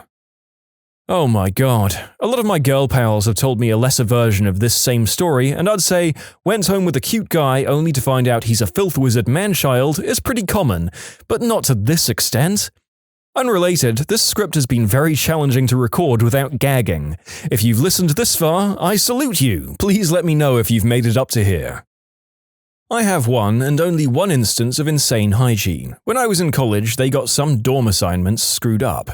I played baseball and thus I was in the athletic dorm. For some reason, rather than assigning another ball player to my room, they assigned some random guy. This initially was no problem for me. I was not a stereotypical jock, and I had many friends who weren't athletes. The first day was okay. Turned out he worked at Domino's Pizza and would bring home 4 or 5 pizzas after work. So he shows up with some pizza and says I can have all I want. I'm thinking this might be cool, free pizza every day. Alas, things quickly took a turn. The first and second nights I noticed just a hint of that dirty feet smell. Dude didn't take his shoes off either night, so I was like, where is this coming from? But really, it wasn't that noticeable, just the occasional whiff as I said. The third night, oh my god, I walk in from baseball practice late, and he was already there playing his Xbox. He had the latest versions of PlayStation and Xbox and tons of games. I mention this so that it's clear that poverty is not to blame for the situation. Anyway, I walked into the room and I smelled a smell that I have never smelled before or since. A smell beyond description. He had simply taken off his shoes and his socks were black.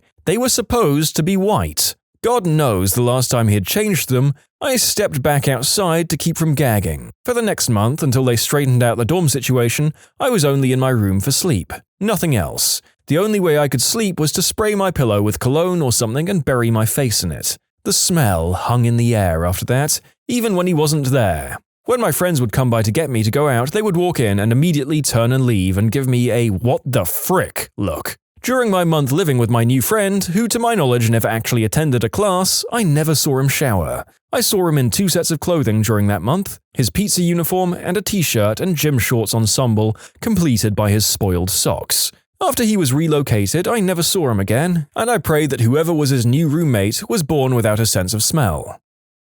We had 2 regulars that used to come into our bar. They were in their later years of life but enjoyed the atmosphere and loved chatting up anyone who would listen. Things started going south a few years back when we started getting some complaints that they would sometimes smell like urine. Then it dawned on me. I hadn't seen either of them get up and go to a washroom. Eventually, we came to find out that instead of acting like normal members of society, they would come in, drink a beer for a few hours and just casually pee themselves while wearing diapers and not think anyone would notice. They could have been incontinent from years of holding it in while they sat and drank. My mom's ex had a buddy who ended up like that because he felt like taking a pee killed his buzz. Started wearing adult diapers at like 42 or 43, he said. The only reason I know this is because we were on a road trip and he made a point of stopping to let me take a leak and explaining why I shouldn't hold it in for any reason.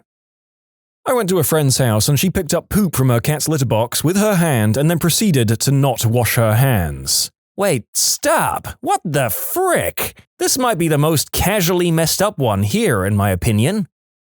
My wife was a labor and delivery nurse, and she told me one time a woman was having a baby and the doctor asked the woman if she wanted that mole looked at, then poked at it with a set of hemostats. The mole moved and it was actually a cluster of crabs that the woman had on her downstairs parts. My wife was horrified, so she told me. Ugh. I had a landlord who reeked of garlic. You could smell him from a mile away. It would take the whole day to get the smell out of the apartment after he left. He was from Transylvania, so I always joked that he fled the vampires and applied garlic every day just to be safe. My grandma gave me a garlic pill to fend off the mosquitoes. It fended off everyone else too. What products do cashiers silently judge people for buying? Had a teenage girl come in with several members of her family. They all came up to the counter practically in tears and bought a pregnancy test. She then went into our bathroom to take the test, which I thought was odd, seemed like the kind of thing you'd do in the sanctity of your own home. Then the girl comes out bawling, and then her family starts bawling, and they're making a huge scene in the middle of my store. It was super duper awkward. When guys buy feminine hygiene products and have to explain that it's for his girlfriend. Dude, nobody thinks you were buying tampons for yourself. Yep, I wouldn't do it when I was younger, but when I hit my mid-20s, I realized how freaking dumb I was being. Need some enemas and tampons and nail polish? I'll pick that crap up from the store for you. Just expect me to get the wrong brands, or the right brand with the wrong product. But I'll try to get it right. Once you realize you'll probably never talk to or meet 99% of the people you ever see again, it makes doing stuff like this a lot easier. I work in a bookstore. I've had people red with shame while they bought 50 Shades of Grey and make comments about how I must think they're idiots. Look, I don't give a crap about what you buy. At least you're reading and keeping my store open. Do you also get the weakly old men who proudly slap down their adult magazine on the counter? I used to work for Borders, and those were always the nicest old men. No creepers.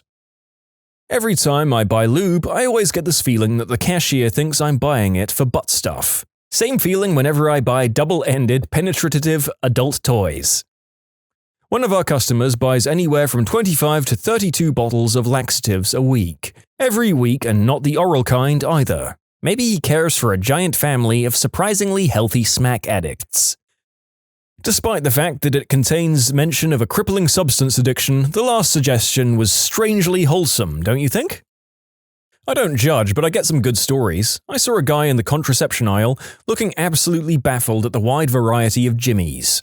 I'm a pharmacist and went to help. With an inward sigh, some people have no idea how to use them. He said, "I have no idea what I'm looking at. There are so many. I've been fixed for almost 20 years. But my boy's going to college and I don't want him bringing STDs or any babies home with him." He got really excited when I told him about spermicide and bought 5 to 6 dozen-count boxes. That's a good dad. Okay, quick story. I have an ultra-conservative Asian mom who never even mentioned doing the deed, ever. When I got out of boot camp to my first duty station, everyone was getting care packages from home, cookies, civilian clothes, etc. I got one from my mom. It was about 100 jimmies. Assorted boxes with a note saying, "Please be safe and we will never talk about this package again. Love, Mom." Bracelets that harness the healing energy of magnets. Yeah, well, joke's on you. Blood has iron and is magnetic, and I have the power of science and the Lord. Freshman year of high school, I was a cashier at a local grocery store. There was an upscale organic cupcake boutique in town that sold their cupcakes for about $4 each. It was ridiculous, but people still bought them. Anyway, the owner would come in every other week and buy about 20 boxes of Betty Crocker cupcake mix and frosting. She must have had like a 2,000% rate of return on those things. The cupcake boutique has since gone out of business, and the lady was an annoying soccer mum in her mid-30s, so who cares? I cashiered at Home Depot. Had a dude in his mid-20s pull up to my register with rope, duct tape, cleaning gloves, tarp, bleach, Febreze, cookies, bucket, and sponges. I rung him up. I didn't even know what he'd purchased until he came back in and just said, "Dude, I could be planning a murder and you didn't even care. What the frick? I just lost $20. Then he went to return everything except the cookies. True story. And yes, Home Depot sells cookies. They're like right next to all the chips and sodas. They're those 98-cent grandma cookies that come in packs of 2. Them things are just straight fire. Real murderers use self-checkout. "Sir, I make minimum wage. They do not pay me enough to care about what you're doing with that rope and tarp." I got judged by a cashier once. I was working in a welding and fabrication facility at the time as a repair guy. Since I wasn't one of the welders, I would often get tasked with whatever needed doing. The particular job at the time required ultrasonic testing of bends made in some tubing to ensure proper wall thickness. We had one tube of ultrasound gel. Sure enough, the tube got knocked off the table and run over by a forklift. The job was very time critical and we needed to do the ultrasounds now. A good substitute for ultrasonic gel is KY. I grabbed a fistful of petty cash and rushed over to a nearby grocery store and grabbed every tube of KY they had. I then ran up to the cashier, who then rung up tube after tube after tube. I was in such a rush that I really hadn't thought about the normal use of KY. As she was looking at me oddly and silently ringing up my purchase, I said something like, "It has been crazy at work today." The look on her face was priceless. Halfway out of the parking lot, I realized what had happened. We all had a good laugh about it at work, and I had the nickname KY for a few days. When parents with very overweight kids buy nothing but junk food. Do you judge people who are high and buy junk food? I worry sometimes. Also, can you tell I'm high when I do it? Usually, after you leave, my coworkers and I will comment about how stoned the last guy was. We'll laugh briefly and get on with our lives. We don't judge you, we mostly envy you. People being on Mary J were the easiest customers I had to deal with on the night shift. Drunks were the worst. I think we banned the wrong recreational substance. This isn't exactly the same thing, but I used to work at AutoZone. One day a customer came in and asked if there were any deals on our strongest antifreeze. I asked him if he meant the lowest temperature rating and he said no, the one with the most ethylene glycol. I was really confused and asked him what he needed it for, and he told me it was because his neighbor's kid just got kittens and they were trespassing on his property. I excused myself and went back to my boss, the store manager, and told him, and he told me I had to make the sale. I had to sell him 4 gallons of antifreeze to kill some defenseless kittens and absolutely crush his neighbor's kids. I never tried to say I hate anybody and I never wish anybody harm, but yeah, him. Not a cashier, but I worked in fulfillment for Amazon for 4 years. I can't tell you how many times I've checked out the name on the label for a shipment of questionable combinations. Memorable shipments include lube and an adult toy plus a baby Einstein video, 16 bottles of laxatives and adult diapers. Anytime someone orders Thai Rent Girls 101, what you must know about doing the deed and paying for it before coming to Thailand. In conclusion, don't ever think that buying something online means that you escape the judgment of others. I've often thought about that. I shop for several family members via my Prime account. I like getting add-on items when I can do, and do not like having items coming in all week at random, so I try to group my purchases. I've ordered combinations such as cinnamon sticks, multi-pack jimmies, mouthwash, birthday candles, tarps, and hemorrhoid ointment. Now I know someone is looking at these orders and thinking, what the frick?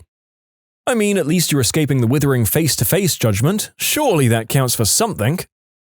A Vietnamese lady came in a day after Valentine's Day to buy candy. She bought hundreds of bags. I made a joke about how the dentist bill must be insane, and she told me how she sends the candy to orphan homes in Vietnam because they don't have candy there, apparently. Ugh, don't judge a book by its cover, guys. Picture it. October 31st, 1974. My mum sends 11-year-old me to the store for a bag of apples, and my dad needs Gillette razor blades. The cashier looks at me like I just took a dump on her conveyor belt. Not a cashier, but I do have a story. I got rectal cancer at age 28. I had my rectum removed. During recovery, I became completely incontinent, so I had to start wearing Depends, a kind of diaper. Just for clarity, I'm a tall, skinny, relatively well-dressed young woman. The teenage boy checking me out at Walmart let out a quiet, "damn," when he bagged them. "Dude, I just assume your grandma sent you to the store. I've bought them a few times and it was always for my grandma and I've never thought twice about it."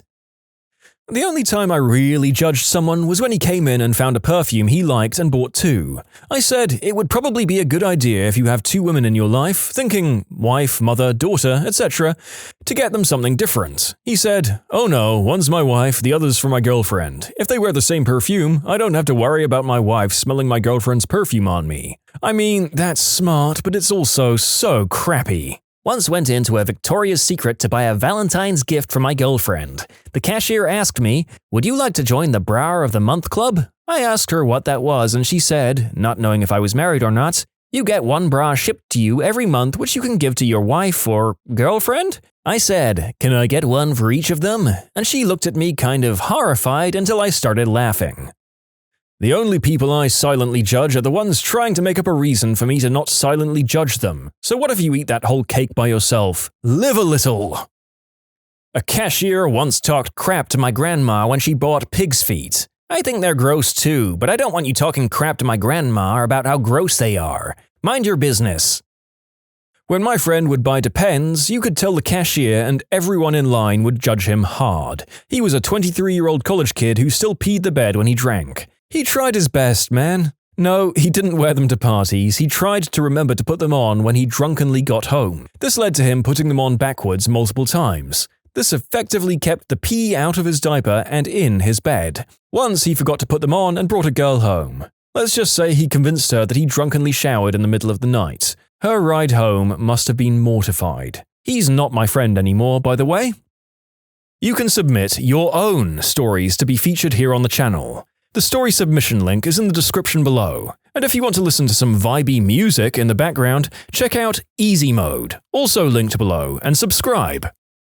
I'm a clerk at a convenience store, not something I judge harshly for, but something I've noticed and I think is funny: teenagers buying protection. Most adults buying contraception just come in, grab the jimmies, pay for them, and leave. Most people are doing the deed, and adults realize that no one cares. Teenagers buying jimmies are super awkward about it though. Typical scenario: a couple comes in and they look like they're about 15 or 16. The girl hangs out by the front door, looking around awkwardly or just staring at her phone. The boy will walk up and down the candy aisle, candy on one side, health and beauty stuff on the opposite side, pretending to look at the candy, but keeping looking at the condoms to try and see what the selection is without looking like he's looking at jimmies. Bonus awkwardness if he texts his girlfriend to ask her opinion while she's standing right in front of me waiting. He'll then grab the absolute cheapest piece of candy he can find, and a box of Trojan fire and ice, every time. The way the kid wants it to look is, I dragged my girlfriend down because I absolutely needed a single lemon head right this second, but I suppose I'll grab jimmies while I'm here. Then, after one of them pays, they'll quickly walk away with their heads huddled together, acting like they just got away with something.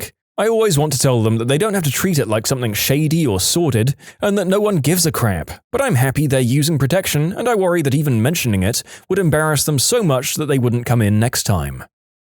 Every time this question comes up, I wonder, what makes you think I think anything about you? I think about my feet hurting, my back aching, and how long until my shift ends. You? Not so much. I'm a cashier, and this is it. The only time I think about the customers is when they're doing something actually annoying. So if you're not licking your fingers before touching the bills, being super critical about how I do things, telling me the same dumb joke I've already heard 5 times this shift, or anything generally annoying, I don't care what you buy. Or sneezing into your wad of cash, or pulling it from a sweaty crack of your body, or giving me all the soda-soaked change from your cup holders.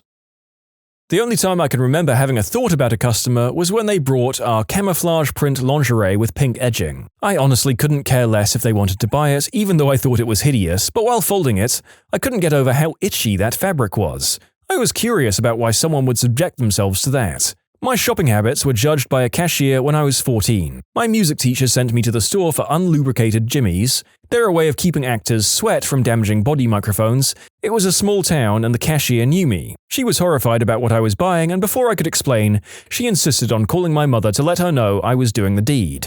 I then got to explain in a very loud voice that I was a virgin and they were for microphones. Even if I had been buying them for other stuff, I would think the smarter move on her part would be to sell them to me. If teenagers decided to do the deed, then they're going to do it regardless of how adults feel. Public shaming and denying them protection is not going to stop the deed, but can lead to other consequences.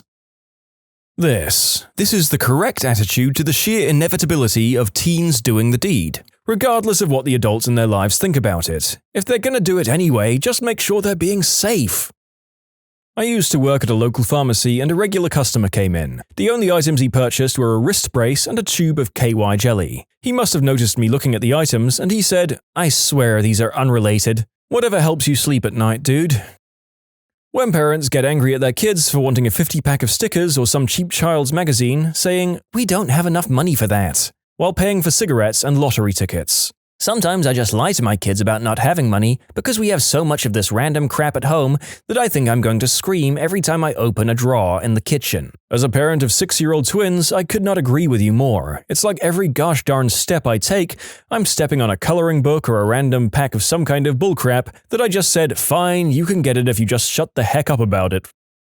I used to work at Save-A-Lot as a cashier. Our client base tended to be a little lower on the economic ladder. At the first of the month, when the benefits get loaded to their cards, I always hated to see people push up a cart full of soda, chips, etc. These people also usually tended to be in poor health. I didn't really judge them, I more felt sad for them. I also didn't like seeing people who would come in with the PIN number for their card on a piece of paper. It was a small town, I know that wasn't your card. I didn't hold it against the people who had the misappropriated card, but more against the people who sold their $300 worth of food stamps for $150 so they could buy alcohol, cigs, substances, etc. The sad part was, a lot of the people selling had kids.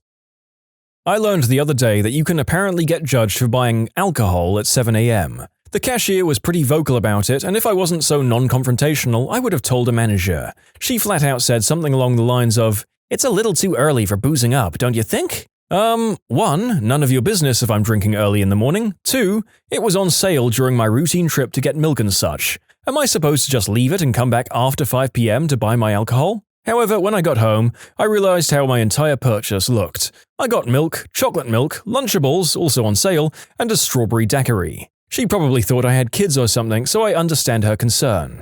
Kind of. She didn't have to say anything though, it really struck a nerve. That is so dumb. Just because you're buying alcohol at 7 in the morning doesn't mean you're going to go home and drink it immediately. Do you buy a week's worth of groceries and go home to eat it all right away? No! When contractors or painters would buy America's Finest or Speedwall paint, I assume they're overcharging a family or company by getting the cheapest paint possible. I'm not a painter, I'm a roofer, but hear me out. If I was to do every roof with top-of-the-line materials at every stage, I would be bankrupting families left and right. The construction game has changed a lot even in the short decade I've been playing, and the market is flooded with all sorts of products that may or may not be worth it. Navigating that minefield is supposed to be my job. I try to take homeowners by the hand, break the news to them that they can't afford Mike Holmes, and present their tiered options. But sometimes they're convinced they know more than you. They're a retired contractor who has never seen the new products, or they watch a lot of DIY Network, or they helped somebody build a deck. They're convinced that you're trying to sell them on bullcrap to pad your bottom line, and they will insist on the cheapest option, then cut things out of it. Underlayment? Don't need it. New flashing? Too expensive. Rotten eaves? We've got some wood lying around. Fiberglass shingles? What are you, a commie? Not because they can't afford better, but because they think you're trying to cheat them. And so I wind up at the lumberyard because I can't force them to do it my way, putting in bullcrap orders because that's all they're going to pay for.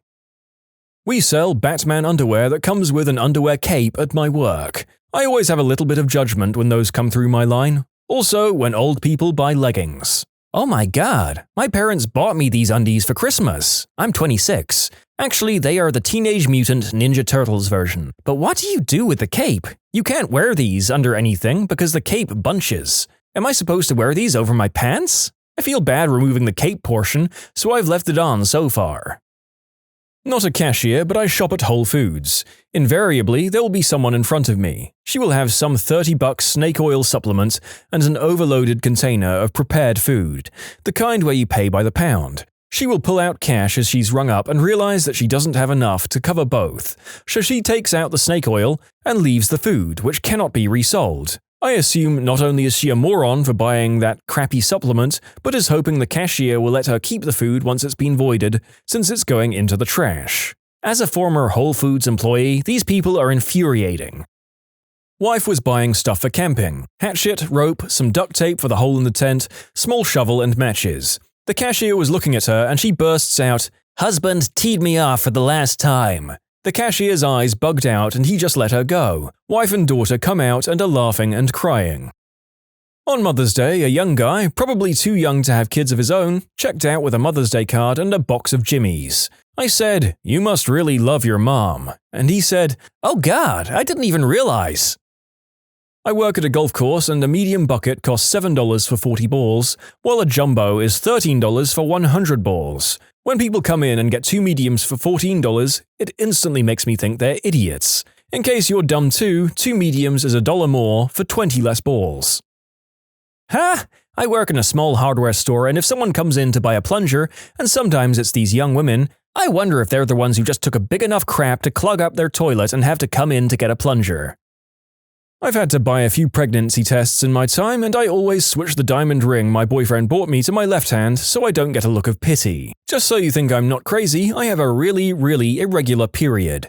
Sometimes it'll skip a month, sometimes I'll get 2 in 1 month, but the point is I'm on no schedule, so I have to take pregnancy tests a lot because I'm not sure if it's my weird period or pregnancy. I work at a gaming store. Anytime someone buys plastic sleeves with artwork for their cards, I judge them hardcore. They're a great seller, but I hate them. In college, I worked at a pharmacy at the camera counter. I didn't do most of the cashiering, but did occasionally. Here is a combination of items purchased by one customer that caused me to raise an eyebrow. Chocolate syrup, Astroglide, children's toy handcuffs. I don't really care what you're buying, but if you buy a huge box of Jimmy's and a big bottle of lube and change your mind at the last second that you don't want it, F you. Now I have to walk around the store doing returns with those things in my hands. Hikers and park rangers, what's the scariest thing you run into in the woods?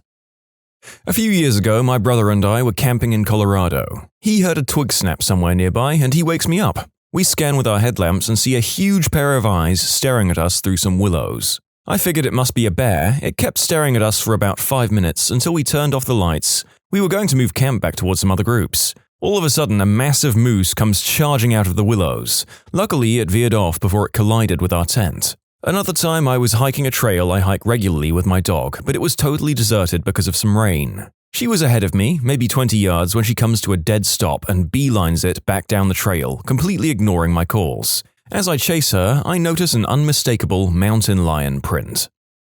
I was hiking the Adirondacks with my ex on a trail that was a loop around a lake with one trailhead exit. Early spring, so a lot of trail cleanup hadn't begun yet. We're walking about halfway to check out this waterfall, and I hear this rumbling sound that sounds like an animal stomping the ground towards us. I then hear this bizarre, rapidly increasing growl that sounds like what Hollywood uses for alien noises and fricking book it. My boyfriend tells me to hold up, but I'm crapping myself. I'm out of breath and refuse to go back the way we entered the trail. We have to march through this thick bog that was pulling our boots off to get through the other side to exit the loop. We get to the car and I'm crying at this point. The previous day was spent vomiting and eating bad food. Next vacation, we're going to a city, I moped.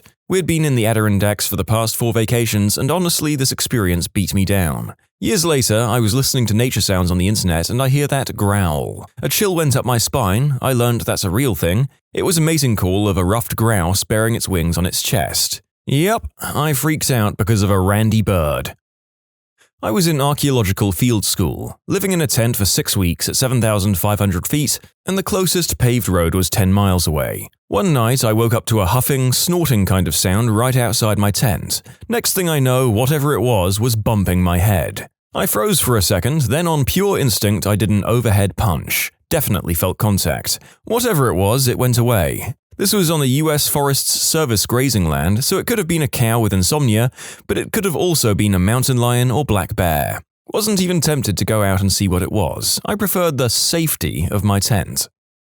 I was hiking in a national forest with my wife and dog. The first couple of miles of trail led to a waterfall and swimming hole, so it was fairly well populated with people. We decided to hike past the waterfall, which involved a bit of a climb, enough at least to keep most people from going past the waterfall. We hiked another mile or two without seeing a single person. This whole time, my dog was having a great time, happy to be in the woods and happy to walk 30 miles if we let her. Suddenly, in a particularly dense part of the trail, she stopped suddenly and stared straight ahead. She absolutely would not move another inch forward. We stopped and listened but couldn't hear or see anything unusual. The dog, though, started whining and trying to pull us on the leash back up the trail toward the swimming hole. I had never before or seen since my dog act this way, but I believe she was legitimately afraid of whatever was ahead of us. Maybe there was a bear on the trail, or a coyote, or maybe a serial killer was hiding in the woods. I'll never know because we listened to our dog and decided to get the frick out of there as fast as we could. Who knows, maybe we avoided some gruesome death deep in the woods. I'm beginning to think that a good proportion of these will either be bear-related or people being scared by the possibility of bears. Place your bets below for what percentage rate of the stories will contain Winnie the Pooh's distant cousins. Desert Park Ranger here. Volunteers at one of my parks called us to report a still smoldering, smoking car in one of our remote campsites. It was normal for stolen cars to get abandoned and burned. We went to look and gawked a few minutes while waiting for the fire department. After a couple of minutes standing there, it became very apparent there was a body in the front seat. After an additional look around, food wrappers, rope, numerous other strange items were found. It seems like whoever was in the front seat had been bound and shot. Police came and cleaned it up, didn't find any answers. We refer to that as the haunted site now. It's the most popular in that tiny park. One of our cubicle farm chiefs got a call from a guy threatening to take his own life. He said he'd had a lot of weapons and was going to end it, then gave the location close to our park. 2 of my co-workers got sent out to investigate. By the time they got there, another rangering entity had found the scene first. They told my co-workers to leave before there was a ton of complicated paperwork that they'd have to do. The guy had shot himself semi-successfully and then tried to walk for help. Large cleanup scene, felt bad for the responding park ranger. She wasn't with us, but had just dealt with her husband, another ranger, taking his own life the month before. She also found his body. But by far the scariest thing I ran into, I just moved out there and was taking care of 2 parks by myself, both closed. These parks are about 30 miles from the nearest occupied houses, and even then, those couple of homes are usually empty in the summertime. I decided to hop in my car and drive to the darker park to take in a meteor shower and learn to play my banjo, because that is totally normal and not creepy at all. I'm out there on a picnic table, plucking away, terribly, under the stars, and got this really uneasy feeling. Was that a shadow? What if someone shows up?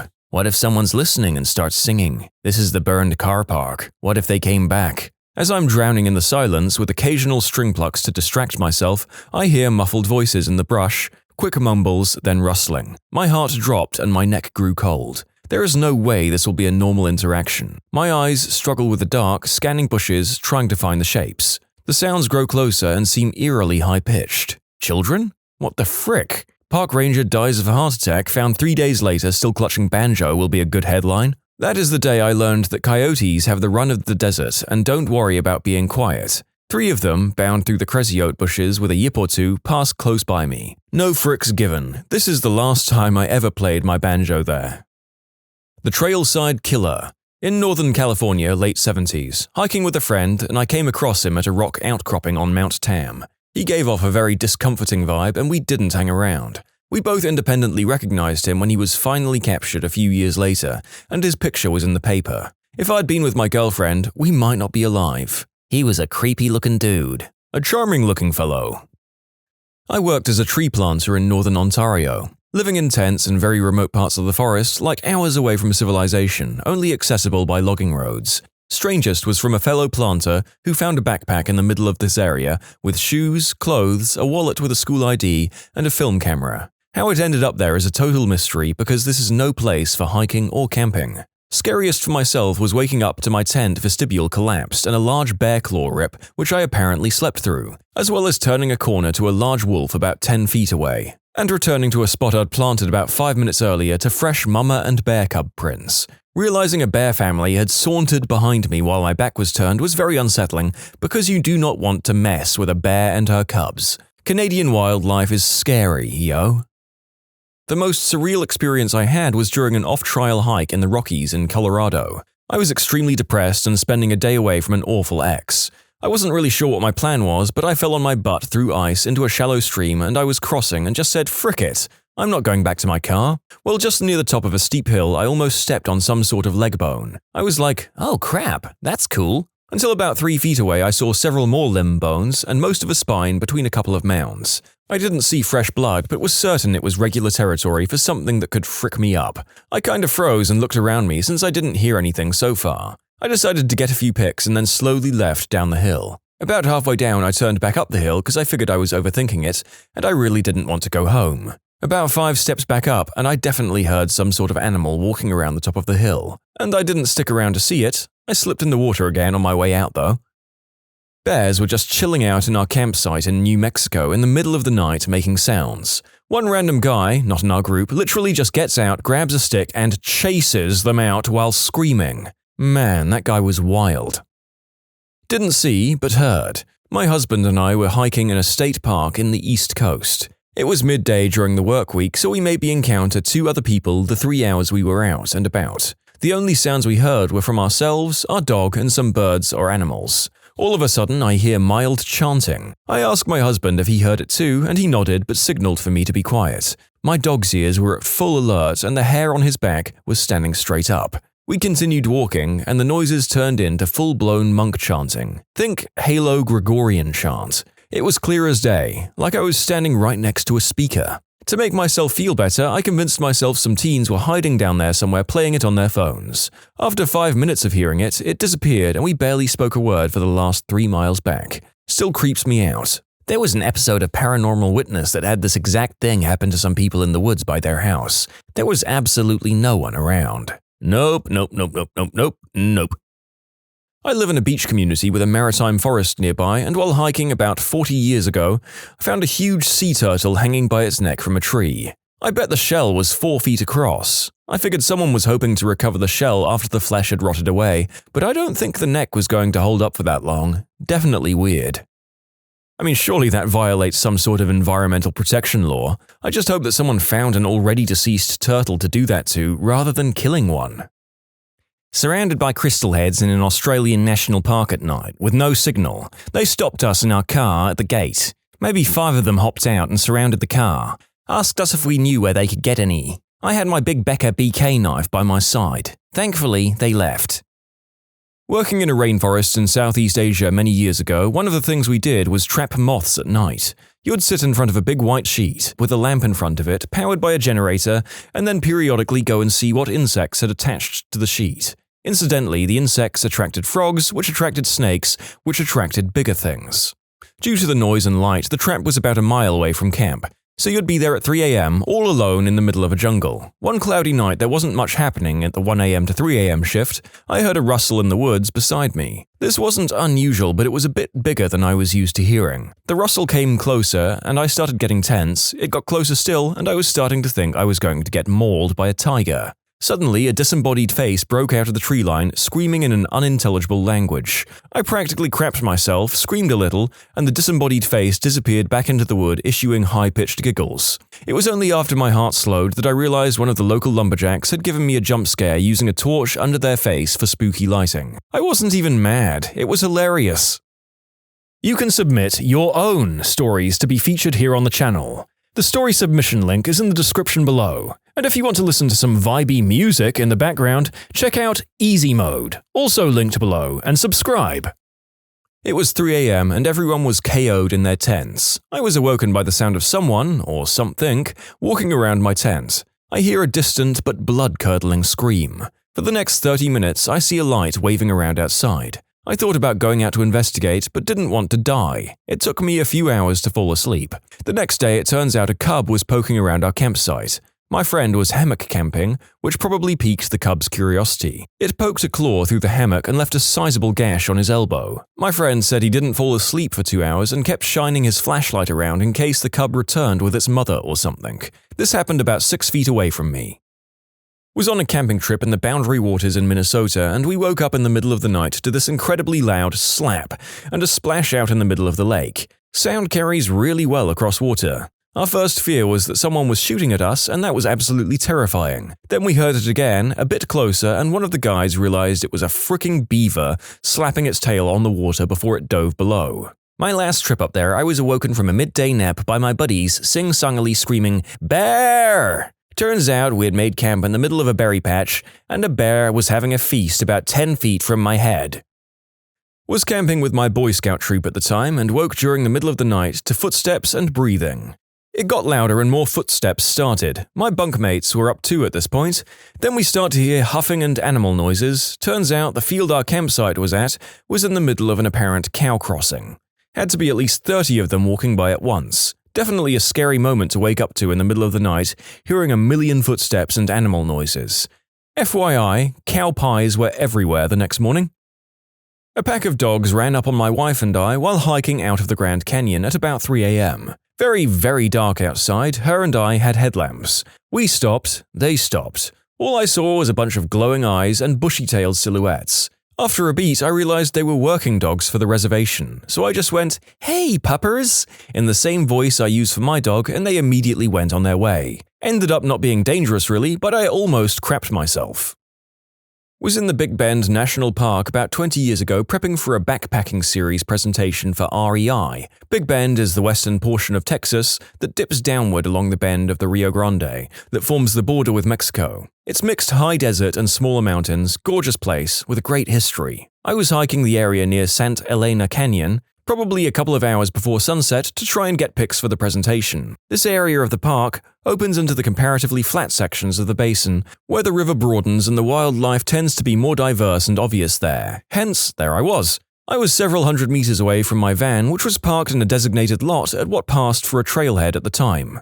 As I approached the river basin near the mouth of the canyon, I saw something really unusual. So unusual, in fact, that it took a few seconds for my brain to sort the puzzle. Something was moving on the other side of the river, and it was big, man-sized, but low to the ground. The color of a deer, maybe? And shuffling along. It looked, for first impression, to be a medium-sized white-tailed doe lying on its side and moving like a snake. But that's not a thing that happens, so I moved closer to improve my line of sight. It was a mountain lion, a big cat. A big cat. It was creeping along, low-slung, hunting something that was probably no more than a stone's toss from where I was standing. I'd never seen one before, and when the visual information finally passed, I think my blood froze. Then it looked at me. I'll probably never forget that bit. You could see the little calorie calculator turning on in its eyes. I've never been so thankful for a river in my life. Granted, at this time, and maybe still, the river was very low due to drought and unauthorized, unlawful irrigation practices upstream,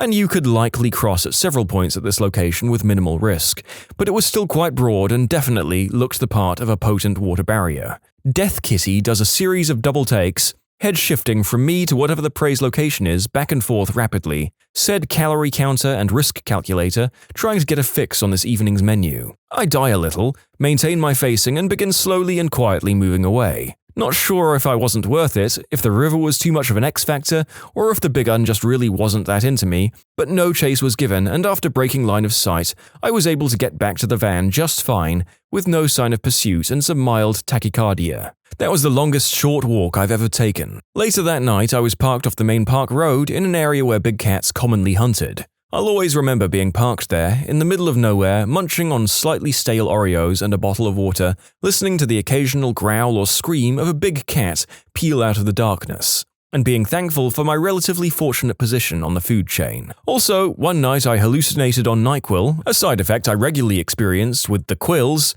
after getting a respiratory illness, and I woke up screaming, at a mountain, at 3 a.m., at the public campsite. But that's someone else's scary camping story. Oh no, yeah, I don't care that big cats normally don't bother attacking humans. If I saw one of those, I would be sprinting for my life. Sorry, kitty, you shall not taste the flesh of YouTube narrator today.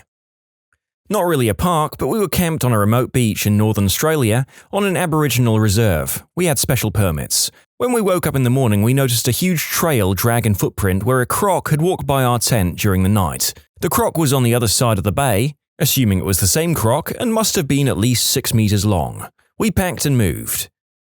I went running through a trail near my house one afternoon, headphones in and my mind elsewhere, just because I knew the path really well. I came around a bend, through the gap in the trees about 20 feet in front of me, I locked eyes with a dead and rotting deer. Somehow it was postured in a way that made it look as though the corpse was staring through me. I turned and bolted out as fast as I possibly could. You should watch the movie The Ritual. Frick that movie. Still creeps the crap out of me that there are these kinds of woods where it's some kind of curse and of being guarded by some not-of-this-world kind of beast. I'm not a ranger, but I've hiked parts of the Appalachian Trail. This occurred in West Virginia, I believe. Happened about 8 years ago. Was hiking with a group. We spread out naturally based on hiking speed. I was in the middle-ish group of 4 of us, and one person had to stop to pull a tick off. Other 2, one leader, stayed with them, but I decided to hike on ahead and see if I could catch up with the lead group. The AT is extremely well marked with white blazes, so I wasn't worried about getting lost. I knew the next landmark was an old logging road, and sure enough, I hit it about a mile later. I decided I should wait for the rest of the group to catch up, so while waiting, I hiked a bit down the old overgrown road which ran perpendicular to the trail. There was a low stone wall along one side, and I was strolling along it, checking for anything interesting like artifacts and stuff, when it was like I crossed an invisible line. All of a sudden, it was like sound cut off. No birds or insects called, when seconds ago there had been multiple birds singing. Even leaves on the trees around me stopped rustling. It was just this sudden, unnatural, deafening silence. For whatever reason, I took a few more hesitant steps forward until I hit this invisible wall. It was like suddenly I was barraged by this feeling. I can only describe it as an intense unwelcome, as if I'd entered the house of someone I knew hated me, but multiplied by about 100. All of the hairs on my body stood straight up. I stopped dead in my tracks. The feeling was so strong that I didn't even want to turn my back. I couldn't see anything down the road, threatening or otherwise, that would give me this feeling, but I knew I had to leave immediately. I just knew I was not meant to be there, and if I stayed, something bad would happen. So I walked backwards slowly, never turning away from the road and trying really hard not to even blink. Finally, I crossed that invisible line again and I could hear birds singing and the leaves rustling. I didn't turn around until I heard the leader I'd left earlier asking me if there was anything cool down the road. I was like, nope, let's keep on going. Looking back, I figure it was a bear or a cougar or something just out of sight that my instincts managed to pick up on, but at the time, damn, it just felt creepy and almost paranormal. The silhouette of a massive humanoid figure, round head, no snout, at dusk, moving through the foliage at ridiculous speed. It was extremely loud, branches swinging, sticks snapping. Instinctively, I fled by foot, even though it wasn't coming in my direction. Left my ATV behind in the process. I was driven back later with others to retrieve it. Never saw it again, still don't know what it was. I was working at a remote mountaintop microwave radio site near Prince Rupert, BC in January. The road to the site was impassable even by snowcat due to deep snowdrifts. I had to be dropped off by helicopter in the morning and get picked up at the end of the day. The building was small, single-story, maybe 30 by 40 feet, windowless with a metal front door. I'm puttering away with music on, but otherwise not making a lot of noise when there's a knock on the door. I thought it was a bit odd that someone else would be up here with me, but I go to answer the door. Nobody there. I go out and look around. Nope, nothing, no prints or tracks. I figured maybe some ice had fallen and made a knocking sound. I go back inside and resume what I was doing. A couple of minutes later, there's a knocking on the door again, but longer duration this time. I open the door. Nobody. I go out and look around. Nothing. Go back to work. A minute later, knocking again. This time it sounds like someone is angrily pounding on the door to be let in. This time I open the door with my crowbar in hand. There was no doubt someone was there. Open the door and nobody. What the frick? Step out and look around, no sign of anyone again. I get the feeling someone is watching me. I'm peering into the bush around me and I see nothing. Something compelled me to look behind me, and that's when I met the amused gaze of a raven, perched on the roof edge, centered above the front door. They squawked a happy "rock, rock, rock," and flapped off to the tree line. Butthole. What's the first thing you realized after moving out of your parents' home? How beautiful the double-edged sword of freedom is. You can do whatever you want, but you have no safety net. If you don't manage everything, your life will happily run itself off the rails in a ton of tiny, insidious ways. Yep, it's crazy how quickly the crap hits the fan sometimes. Since leaving home, I have a whole new respect for my parents. Life is hard. I thought I could live on £350 until Christmas, so I took it out of my savings account and put it in my current account. Spent £9 a week on food at Iceland and Lidl, £2 on new socks, £8 on a new memory stick for uni, and I had to buy an Arduino for programming, which cost £60, and roughly £10 on drinks for a few nights in. That was all of my purchases. Spent just over £110 in 3 weeks and my account was completely empty. Where's the £350 gone? There was also £112 a week in rent, which I somehow forgot about. Lesson learned. That I finally had no one to explain myself to. I want to go out at 2 a.m., just walk out the door. I come home at 4 a.m., just walk in the door. I come home drunk with my own spew all over myself, just go in the toilet and question my existence while I clean up. Basically what I was going to say, except with the ending that you finally realize that it's nice to go to work and school not tired after you have no reason to stay out late and avoid your parents. Yep, now you're avoiding your roommates. And someday, if you're lucky, you'll be avoiding your spouse. Chicken doesn't have to be dry. Spaghetti sauce doesn't have to come from a can. Love my folks, but they are not chefs by any means. My mom thinks that chicken that is even a little juicy is raw and makes me burn her piece to perfection. It's so annoying. My mom is the same way. Chicken is pure white and juicy? She looks at it intently. Can you throw mine back on the grill? It's pink. I can see pink. Yeah, well, I'm seeing red, so hop in the oven yourself. Yeah, when I visit, my mum gets teed off at me because apparently I turn every meal into a production. My bad for making sure it's all fresh and tastes good. Wow, it's super easy to get fat. I've had the opposite. Without my mum pushing second helpings on me and trying to save money on food, I eat a far better number of calories for my lifestyle. Not sure the food is any healthier or worse for me, though. I guess it depends on the upbringing. If you have a mother who cooked portions for anorexic baby birds like some mothers, the food and its costs could well get on top of you. That I wasn't the messy one. When the person you're living with makes no effort to keep a place tidy, there's no incentive for you to either. You're either picking up two people's messes or picking up your own, but still feeling like it's always messy, so what's the point? After I move out, my apartment never has clutter, never has dishes in the sink, gets vacuumed regularly, etc. My mum's house, on the other hand, is still a disaster. People really scared me about bills. Oh, you're going to have to pay bills every month, and it'll be the worst. Sure, it's not super nice having to take money and give it to various people at regular intervals, but it's not stressful. Living with my parents was way more stressful than paying bills has ever been. Back in the day, when you can't find your bill in the mail, people start stressing hard. A lot of old people still don't know they can pay online, or just don't know how to use autopay. I mean, I have the mild annoyance that I can't get everything to autopay from my credit card. There's always one or two that are like, what the frick is Visa? It's nice being able to jerk it in my room with sound. Did your parents forbid the use of headphones? No, but you had to be able to hear them approaching. A small thing, but I have two younger brothers who are always quite greedy and selfish with food. My mum would buy a limited amount of snack food, and once it was gone until the next big food shop. My brothers would dive in like locusts and eat all of the crisps, chocolate, ice cream, or whatever and leave nothing for me. It's been 10 years since I moved out, and I never stop being happy that the chocolate I bought a week ago and I'm looking forward to after work is still there when I get home. It's nice having control over your own stuff. I have 5 siblings, so my when I grow up fantasy was literally to buy a bag of Sun Chips and eat the entire thing by myself. It took me a year after moving out of my parents' house to do it. I think on some level I was still convinced it would disappear. I have 4 future stepchildren. I stopped buying junk food because one of them will eat it all in 2 days. This leaves nothing for the other 3, and she's already overweight at 12. Now they only get fresh fruit and cheese sticks for snacks. We also have one homemade sugary treat on Saturday. It was this or individual locked boxes for each kid. I think you're doing the right thing. Don't make a fuss over the overeater and just include healthy foods. When they're adults buying and prepping their own foods, they can make their own mistakes.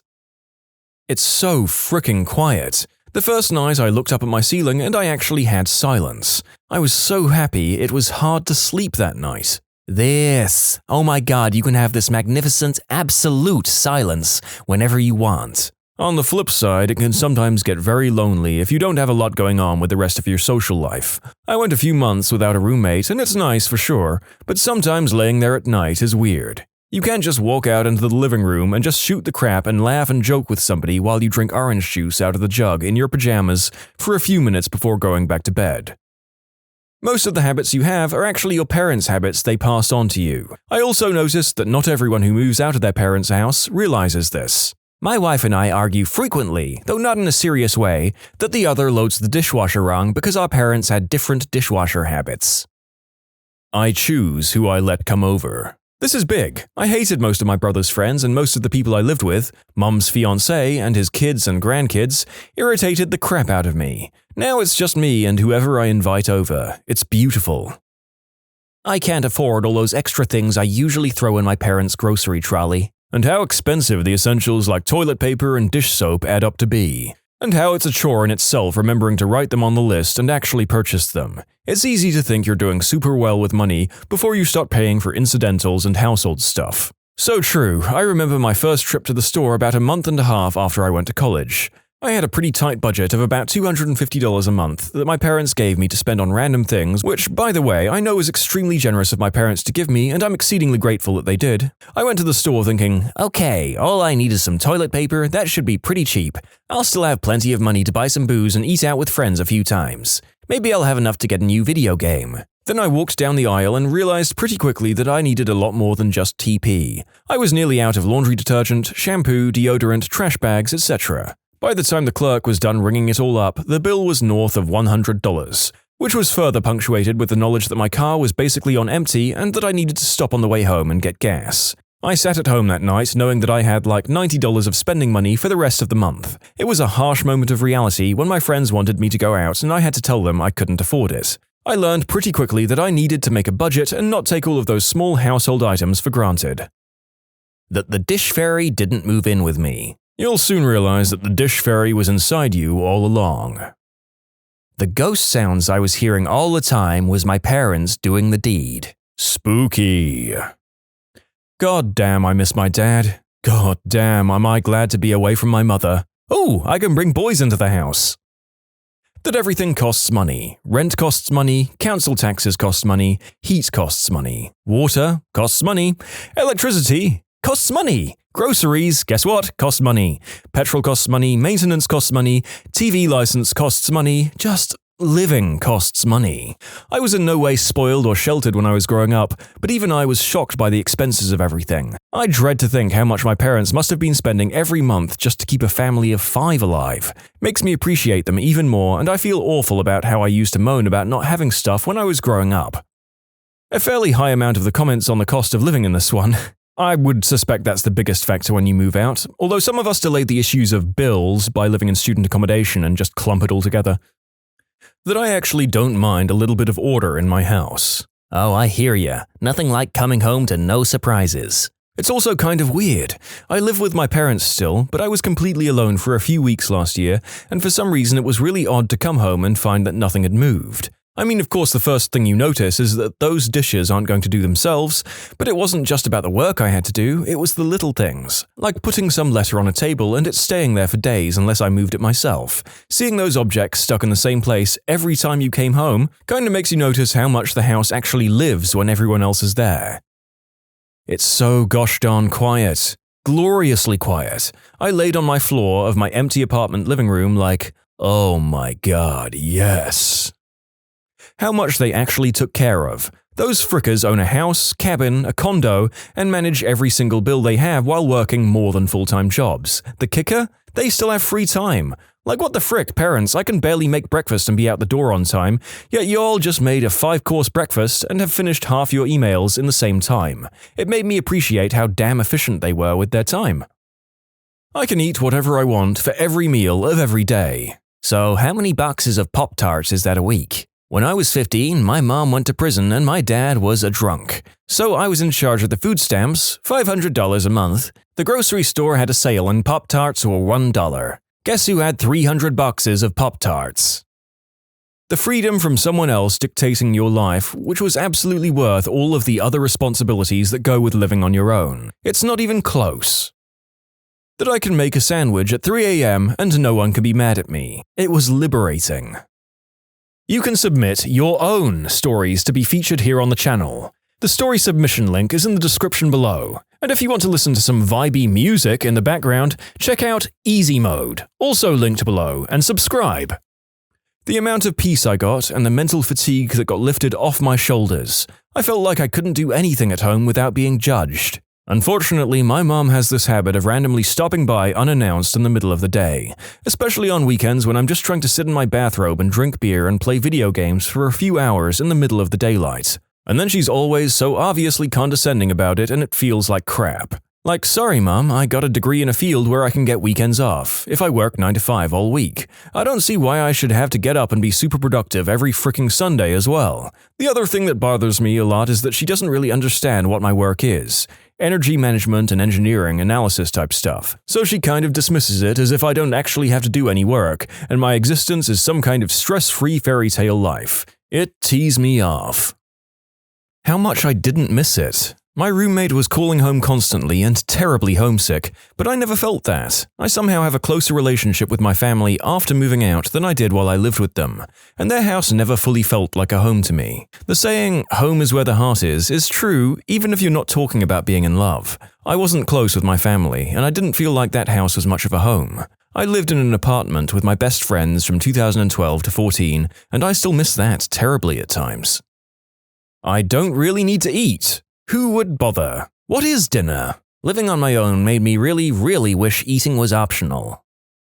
The house needed a lot of day-to-day supplies, so the first few shopping trips were insanely expensive. Things like cooking oils, flour, sugar, saran wrap, tinfoil, garbage bags, mops, brooms, plungers, flashlights, etc. You don't really realize how many things you need on hand when you already had them for years with your parents. When I first moved into my apartment, one of the worst things was rebuilding my pantry or spice cabinet. Cooking dinner was always a challenge because there were always little things I forgot that my parents' house just always had. Making chicken tacos and need some seasoning? I'll just grab that Cajun stuff my mum buys. Oh wait, all I have is salt and pepper packets from Wendy's. Guess that's not happening. I've been on my own for mostly a year now, and there's still things that I don't ever think of that my parents always had, like skewers and tongs and a whisk and a hand mixer. Never thought I would have to make do with so little simply because I forgot about stuff. One of the first days in my apartment, I dropped food on the floor and instinctively called the dog over to clean it up. Didn't have a dog anymore. That's why I got one for my place. Also, it helps me to not feel lonely. That I had made a huge mistake. However, I could sit as close to the TV as I wanted and stand there with the refrigerator door open and cool the whole neighborhood. I'm all alone and can do whatever I want, whenever I want. Living alone, everything in the fridge spoils so gosh darn fast. Cooking huge portions is awesome. It's relatively cheap and makes for really easy dinners throughout the week. Yeah, I load up the crock pot, go to work, come home to dinner, and have portions to freeze. I'm not sure where this falls between awesome independence and burning your apartment to the ground by accident. I guess that's unlikely, but I would be terrified to leave a cooking implement on at home without me there all day. When I lived at my mum's, I had to ask for permission to shower. When I moved out, I would ask my roommate if I could shower. It wasn't until a couple of months of living together that she told me I didn't have to ask and I could just shower. I had no idea it was a weird thing to ask permission for, that and a lot of other things. Toilet paper doesn't just magically appear in the cupboard. You actually have to remember to go and buy it. There was a reason my dad was so crazy about what the thermostat was set to. That crap gets expensive. That the real world is easy. I was 18 when I moved out. I'd already been paying for my car and car insurance, health insurance, and taking care of myself, clothes, food, dog, financially for years because my mum was incapable of taking care of herself, let alone her daughter. I've always been the one to cook and clean and budget money and take care of myself and others. My family would ask how it is to not live with my mum and living on my own, asking as if it was a huge shock or anything like that. Other than having less spending money, it was exactly the same as living with my alcoholic, hardly home mother. My childhood might have been heck, but I grew up fast and I was able to migrate to living on my own and adulthood seamlessly. If she's not proud of you, I'm proud of you. You grew up strong. Keep on keeping on.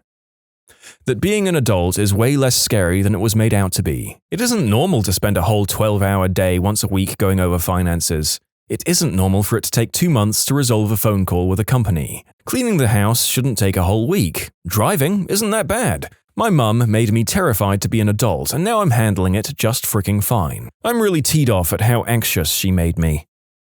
My parents were chain smokers. My whole life I lived in a smoke-filled house. The first time I came back from college, I was hit with a wave of stale cigarette smoke. I realized 2 things. Cigarette smoke smells like butt, and I figured why I grew up with pretty non-stop allergies and asthma. Why anyone would willfully fill their house with that crap is beyond my understanding. Same. I was the only person in my house that didn't smoke. Even my young sister was smoking by 13, and because of that, all of my clothes stank of smoke, and people would ask me if I'd been smoking. I'd never even tried one. I never realized how bad it was until I moved away for a few months. I lived with people who smoked, but they'd maybe had 1 or 2 while they were home, and if it was warm enough, they'd go outside. When I moved back, I felt like I was sick all the time and I would get horrible headaches. I suffered headaches before this, but the doctors said it was stress headaches, but obviously we knew what it is now. One day I was sat in the living room trying to eat and my nan, who I lived with, started to come in and light up. I asked her repeatedly to go into the kitchen and smoke instead, and she wouldn't,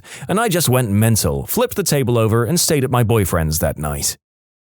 Toilet paper that doesn't feel like sandpaper is too expensive. You buy cheap ketchup, the cheap bread, store-brand Advil, whatever, but you do not go with the cheap toilet paper. Yeah, and you've only got one butthole for the rest of your life. Treat it with the respect it deserves. Don't get me started on how coddled the modern butthole is. Dust is real. Very real. When I set down something, it's where I left it when I go to get it later. I had a free ride all of my life until moving out.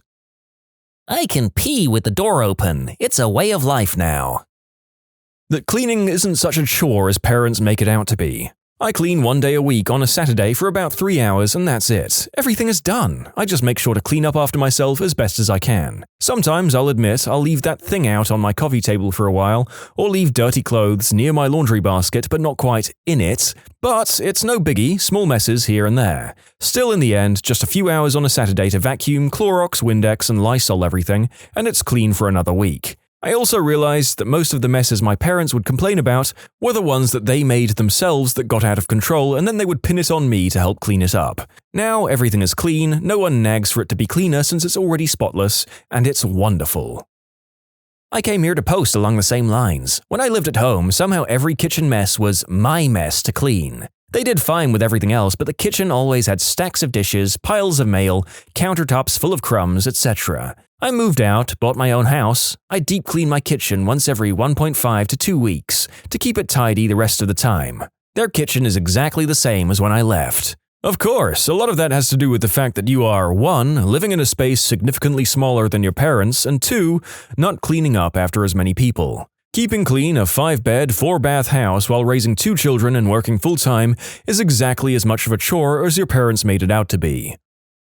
That not everything needs to be immediate. Growing up, if my parents told me how to do something, they meant now. Dishes needed to be done now, trash needs to be done now, lawn needs to be mowed now. When I moved out, most adults in my life assumed it would go to crap because I seemed lazy. But really, it just let me do what I needed to do at my own pace instead. Dishes can sit a day or 2, trash can wait a bit. Not everything is an emergency. I kind of had the opposite happen. When I was married and asked my husband to do something, never said, "Do it now," just that I needed his help. His default answer was, "Not right now," which translated to no. My significant other is so different. I mentioned in passing that there was a thing, old shelf component, sticking out of the pantry wall, and that this thing needs to go. He stopped what he was doing, got a flashlight and the drill, and took care of it on the spot. This blew my mind. I thanked him profusely, and continue to do so whenever he helps me out. He does the same, so nobody feels taken advantage of. It's such a nice change of pace. That I didn't have to account for all of my comings and goings, report where I was and when I'd be back, and when I came home, I didn't have that pit in my stomach that I had at my parents' house, knowing I would no longer be interrogated and criticized for whatever I was doing. I knew my parents were controlling and manipulative, but I didn't realize how bad it was until I left. Best decision ever. The skyrocket of my self-esteem. There was no one to call me fat or tell me my clothes and hair were ugly or stupid. The constant criticism and drunken abuse vanished. It was no longer my responsibility to get my loser brother doing things or meeting people. He's 3 years older than me. I still see my mum and dad most weekends, but as soon as my mum starts drinking, I get to peace out and go home. What is something your teacher did that really wrecked your school experience? In GCSE English, he taught us the wrong novel for almost the entire term. We'd read this book over and over, answered essays and remembered and studied every significant narrative meaning. Apparently, none of the faculty heads had checked up on him until about 6 weeks before our exams, when they realized all our work was on a book not even on the syllabus, and all our time was effectively wasted. So to rectify, we lost all of our PE sessions, had to stay late after school 3 days a week, and spend 3 out of 5 lunch breaks cram learning the actual book with another teacher. Safe to say, our class wasn't happy at all, and most parents complained about it as it could affect our ability to pass the exams. Oh my god, this sounds just like my GCSE history class. Teacher went off sick for almost all the school year and only left one note for the supplies, which was to read and copy out a single page in the textbook. So for 5 months we had multiple different substitute teachers writing out the same page. Eventually we got a college lecturer to help us out, but we had to miss our PE lessons and catch up on history. And we had to come into school during the summer holidays to be taught by private tutors. We pretty much all failed. Head teacher of my high school tried to expel me for having an epileptic seizure in front of him, said I was a danger and a distraction to other pupils and was disrupting his school. I ended up being kept out of school for 2 months while my parents fought my case. In that time, almost all of the rest of the teaching staff, who were furious with this decision, kept me supplied with work and even one-to-one tutoring when needed. This was in a rural area where the next nearest school was 40 miles away, so we had no other school choice. Happy ending, I finished the year with the top grades in my exams. The head teacher had to present me with a prize in front of the whole school. While he was shaking my hand and saying a very forced, "Well done," I replied, "No thanks to you." The applause etc. covered it, so no one else heard me, but he for sure did. My brother was finding his balance of medication while in high school and would have a seizure every so often in class. That by itself is embarrassing. Why the heck would somebody make it that much more difficult for you? I'm sorry, friend. People suck. I can't believe that someone who runs a school and is presumably regularly attending programs to update his skill set and hears about current events in education could react so crappily to the existence of a student with a somewhat common condition. Appalling.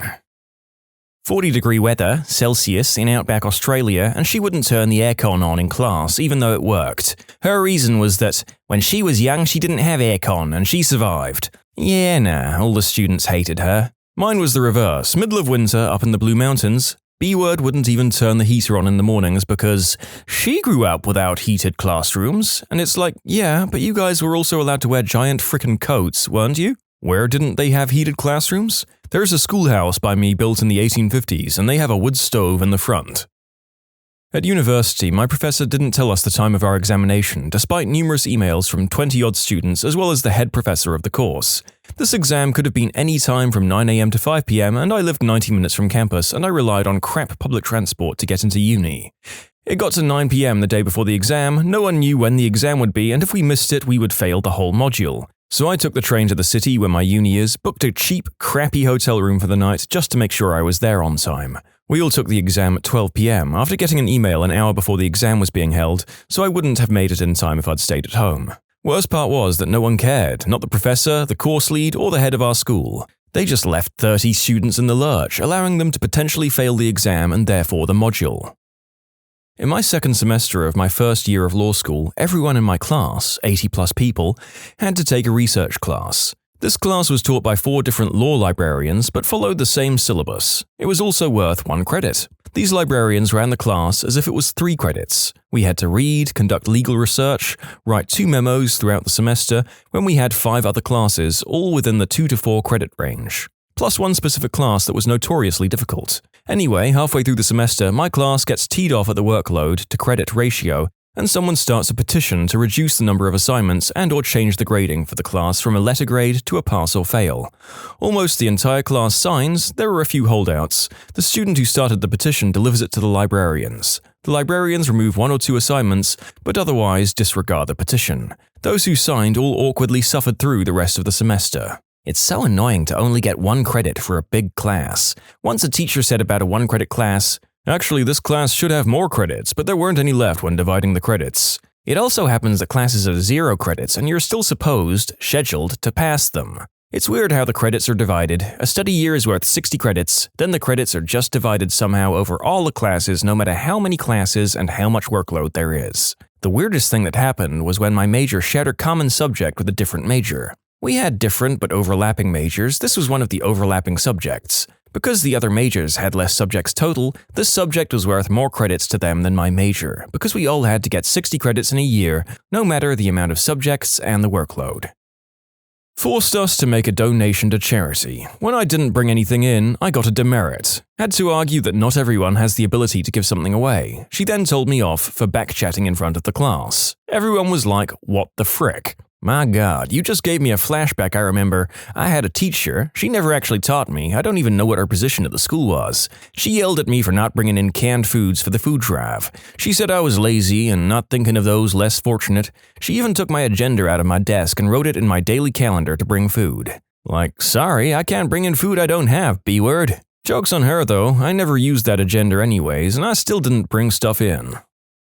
My work sent me on a 3-day advanced Adobe Illustrator course last April in London. Just before the exam, the tutor said, "Oh, by the way, there may be a few questions on this exam that we haven't talked about. Just do your best." What the actual frick, my work's just paid £1,000 for this. His response was that he can't be expected to teach everything. There was about 6 students in the class and we were all pretty teed off. Can't be expected to teach everything. Yes, he is. It's his job.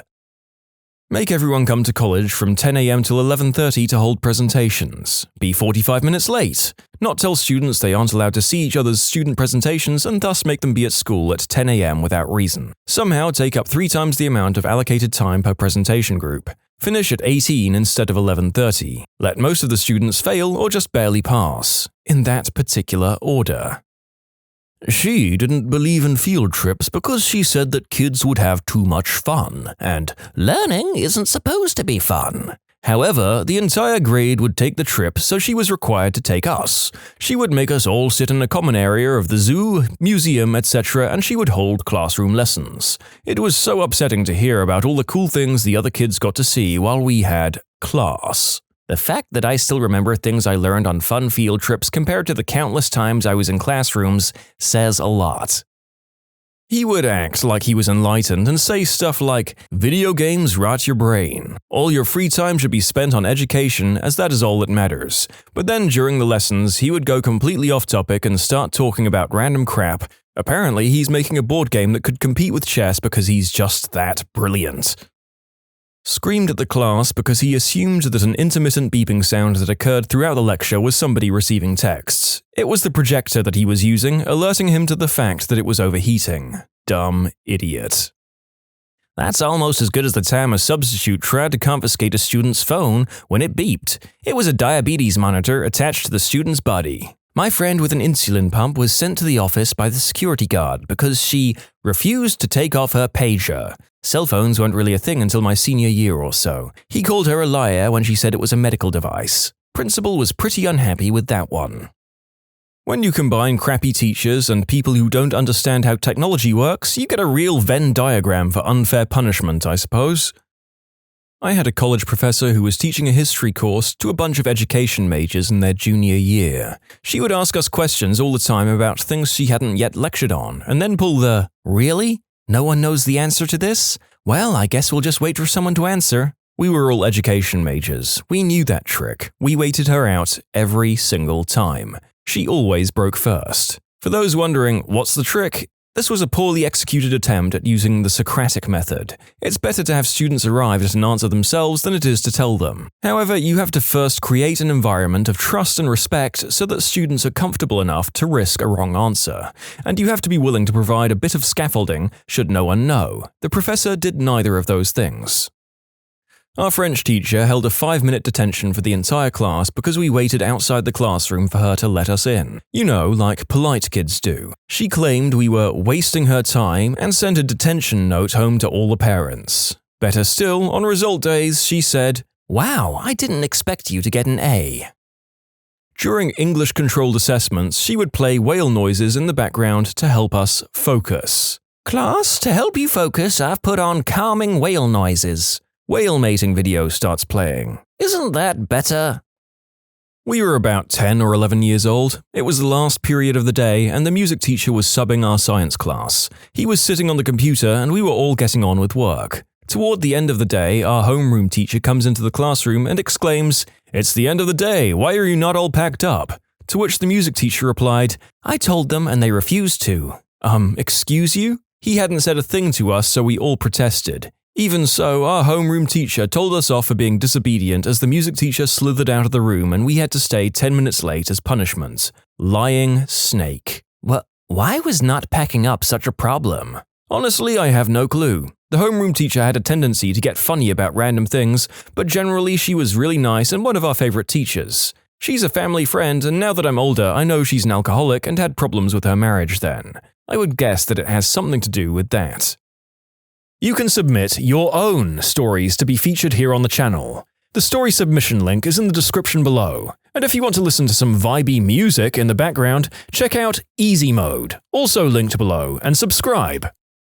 2 words. Collective punishment. If you're an educator and you want your whole class to instantly hate you, this is how you do it. Another thing I remembered, we had to go to a nearby sports field for PE, which was about a 10-minute walk from the school. We only had a 5-minute gap between lessons. No matter how many times we explained we had PE, some teachers would always kick up a fuss if we were late to the lesson after PE.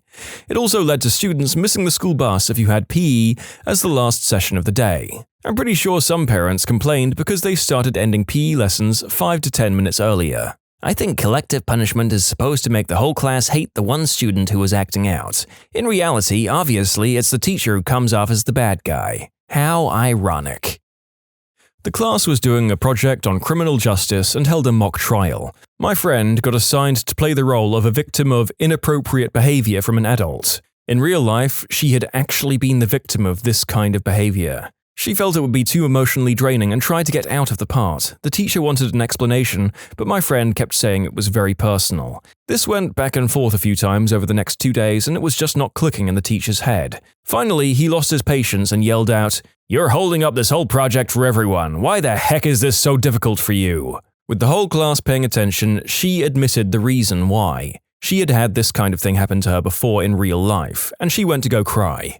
They changed the topic of the project after that, but the class never really looked at the teacher the same way again. Not just the class, but the whole school. She got a bunch of teachers fired because of petty office politics, and those teachers were older and more beloved than her. Gave a C to an 85% test because she gives grades relative to the average performance of a student.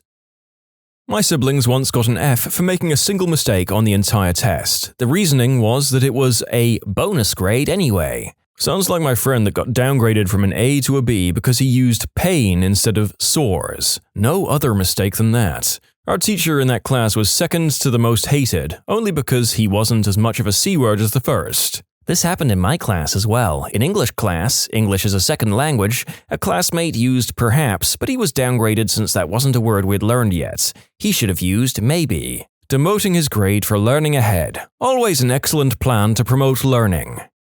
You know, after reading that, I'll thank my lucky stars for always having dedicated and involved teachers who rewarded students for going the extra mile, rather than bringing our grades down for it. You would assume that was a thing you wouldn't have to be thankful for.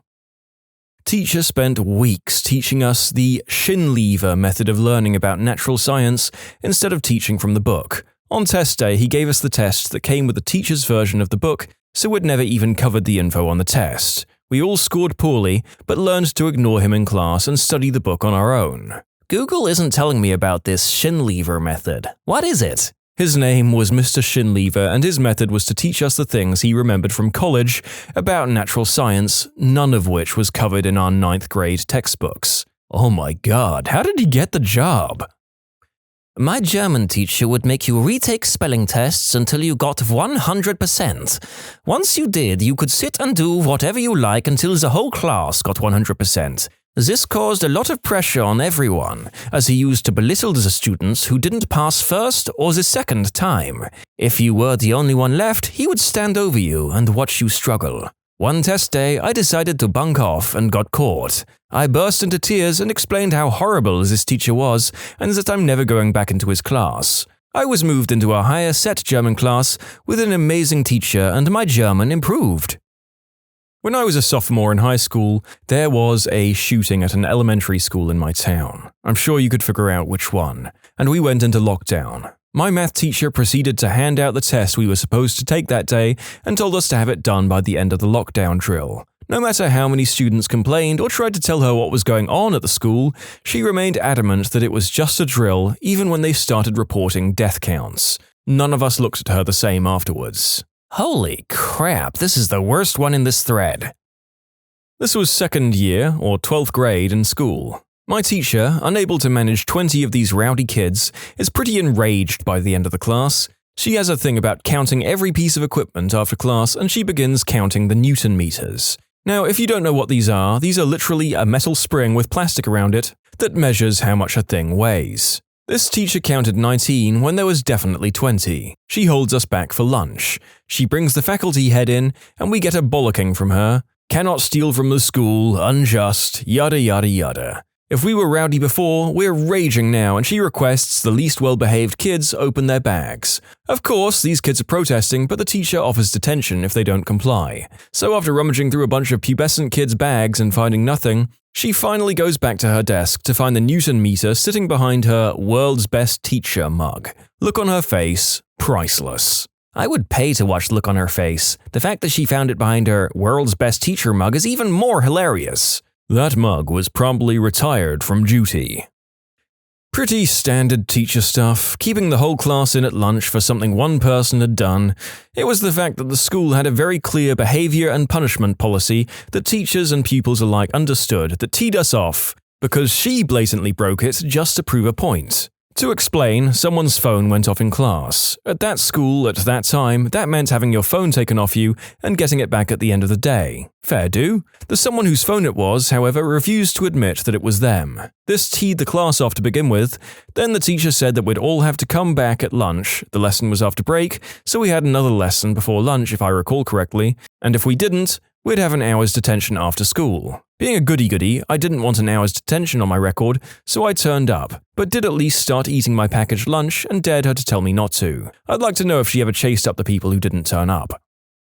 This maths teacher had a reputation for being a real brute and gave a lot of spontaneous tests. He played up one specific revision test, which was right before midterm or final I think, as being a really big deal where the result would reflect whether you have any potential in the subject and the usual dramatic spiel. After we did them, he went on holiday and took the tests with him to correct. Mother fricker forgot to bring them back and nobody ever got their result. Another bonus, this same teacher had a double period before a double period of gym, and sometimes 10 minutes before the bell goes, he'd just say, "We haven't covered enough, so instead of gym, you'll just have to do double maths now."